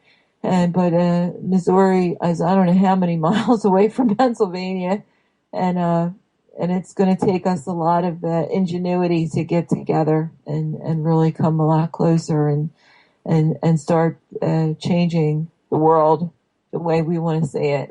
So thank you so much for this opportunity. Well, we're all going to get together. I mean, I'm going to finally get this place. I think, things happen for a reason, and I've learned a lot. I have to say that. Where I'm at now, I'm learning a lot of things I didn't expect. I'm in a situation I didn't expect. But that's okay. I'm learning from it. And, I still don't know all the parameters of the fire at my house. I don't know how exactly that's going to work out, but looks like I'm going to get some help with that, which wouldn't have happened if I wasn't at where I'm at. So things do happen for a strange reason, and possessions are just that. They're things you possess, and I don't want to lose things. I hope I didn't lose all my family photos and whatnot that were in the house, and I had enough survival stuff to last about 6 years. So I had a whole Sears hardware store. I hope I haven't lost everything. But, you got to realize those things, you can't take them with you anyway. And right. We're here to learn, we're here to share, and here to teach. So I'm trying to be patient, trying to deal with things as they are, and always try to turn every negative into a positive. And I think that's the one thing I mentioned earlier in the show, that, like I said, anything good about me came from my parents. So, they taught me. They were the greatest generation. They went through depression. They went through wars. My mother was an early widow at 20. She also had been part of a lot of people know me, that I'd actually had done a lot of research on this pedophile child sex slavery thing. She was actually a victim of that herself, plus my aunts and my uncle. So it's like they've been through so much, and you realize, what you have. It's just like with the holiday. You have to be grateful for what you do have. Try not to get yourself down with the pessimism. I know I've gotten a lot of notes from people this week that are depressed. Holidays tend to do that to people that are alone. People just have to realize that we have each other thanks to things like Google Plus and Facebook. And even though, yes, they do data mining, and yes, they do it for marketing, but it also gives us an opportunity to share worldwide. I really do. Facebook's probably keep my sanity through my exile.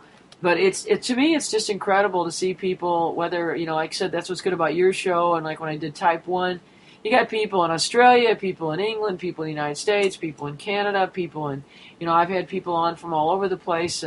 I've got tons of friends in Romania because I'm such a night owl. I guess they're all vampires. But yeah, there's some amazing people, and it is an international show, and it's an international programming, and we do have all our hosts at awakeradio.us have come from South Africa. We have Australians, we have Canadians, we have people from Ireland, from Scotland, from England, just touching on every continent, basically all around the globe, and we're just so excited. It's just absolutely amazing to be alive at this time. And I'm so grateful that you brought out, there is a lot of loneliness, and it can be very difficult, especially around the holidays. But any day in this paradigm is difficult for a lot of people, especially waking up to what is happening in your government with religion, social structures, and science and all the changes. It's so mind-boggling, but know that we're here for each other, that we're here to help each other get through this and to understand and make sense of it. And there are wonderful things on the horizon. There's wonderful things happening now. And at my alternative energy show seminar on December 5th, Fernando Bossa is going to bring that information from the Breakthrough Energy Movement Conference, which I heard was just a phenomenal event. He's going to bring that information and he's going to share it with us and keep the momentum going. So it's like when you first come into the paradigm of information for this matrix and you're like, wow, does anybody else know this? And you try to talk to people and they don't want to listen. Well, the same thing with the Breakthrough Energy Movement.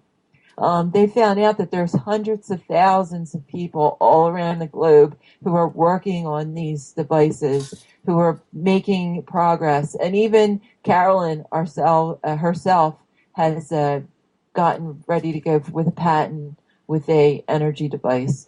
So, wonderful, amazing people are doing wonderful, amazing things and trying to really change our situation so we can have this free energy technology so we don't have to be burdened by paying all these prices for this fossil fuel that costs so much money to get. I found out that the tar sands takes 3 barrels of oil to make 1 barrel of tar sand oil. How insane is that? How do they sell that to the public? Well, they don't tell people anything.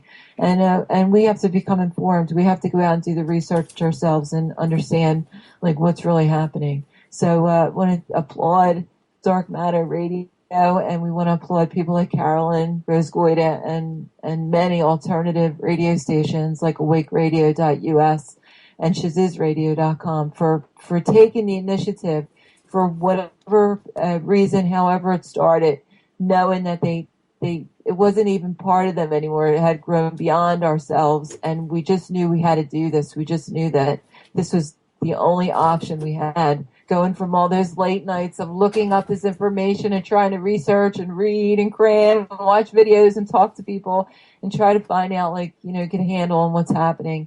And a lot of people work day jobs and have families and try to have a normal life. And there's no normalcy in this chaotic environment, but there is a lot of hope, there's a lot of joy, and there's a lot of prosperity happening now and coming towards us on the horizon.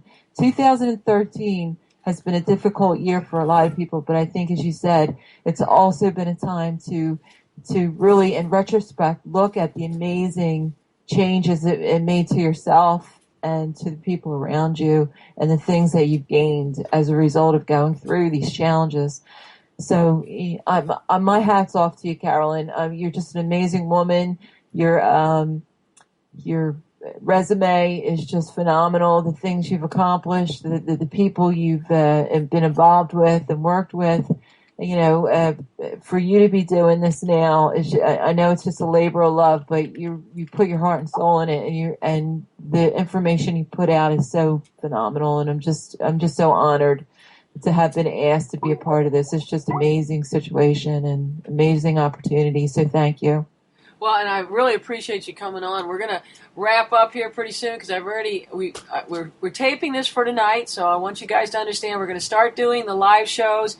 I'm not sure about next week, but definitely by the week after that, we're gonna be doing the live shows that are interactive, and I'll be back on Chrissy's show. She's gonna be on my show. Like I said, Dale Drinnen will be on talking about creature features. We're gonna have John Barber back on. He was on today by tape. We're going to have some other guests on. I think Joseph Farrell's going to come on, Jim Mars. We have Robin Falco's going to stop in. We're going to have a lot of people, and plus we're going to get people from around the globe. That's one of the things we want to strive. And I want to apologize to folks that this one is a little bit rough today. I did have the power go out. I'm in a trailer at the moment today. So last night while I was putting the show together, the power went out and it shut down my iMac, and I literally had to not only reboot the system, I had to reload the operating system. So I lost some of the tools I would have been using. So I've kind of had to do this a little bit on the fly, thanks to Skype, thanks to QuickTime Player. I was going to do some GarageBand stuff, but... and some different mixers to put things together, but some of those tools got lost also, and I only had time to get the operating system back online and some of the quick tools that I could do. And luckily I had, the information from John Barber and whatnot to put together, and Chrissy was around, and we have so much more we're going to do that our Fridays are going to be packed, folks. It's going to be so full of energy that I do want you to understand that it's not going to be, all tapes. This is going to be live. We're going to have some tape segments because since we do want to draw from people around the globe, we have to deal with, other people's schedule. I tend to be a night owl, which is why I wanted the 9 to 12 slot Central Time.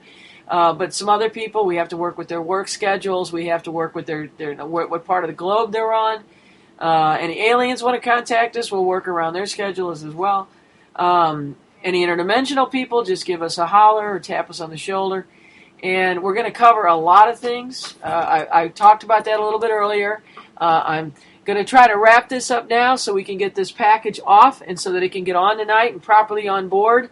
And if you have any problems recording any of this or listening to this, let us know. Keith Rowland is an amazing man. He's working with Art Bell to get the Dark Matter situation up and running.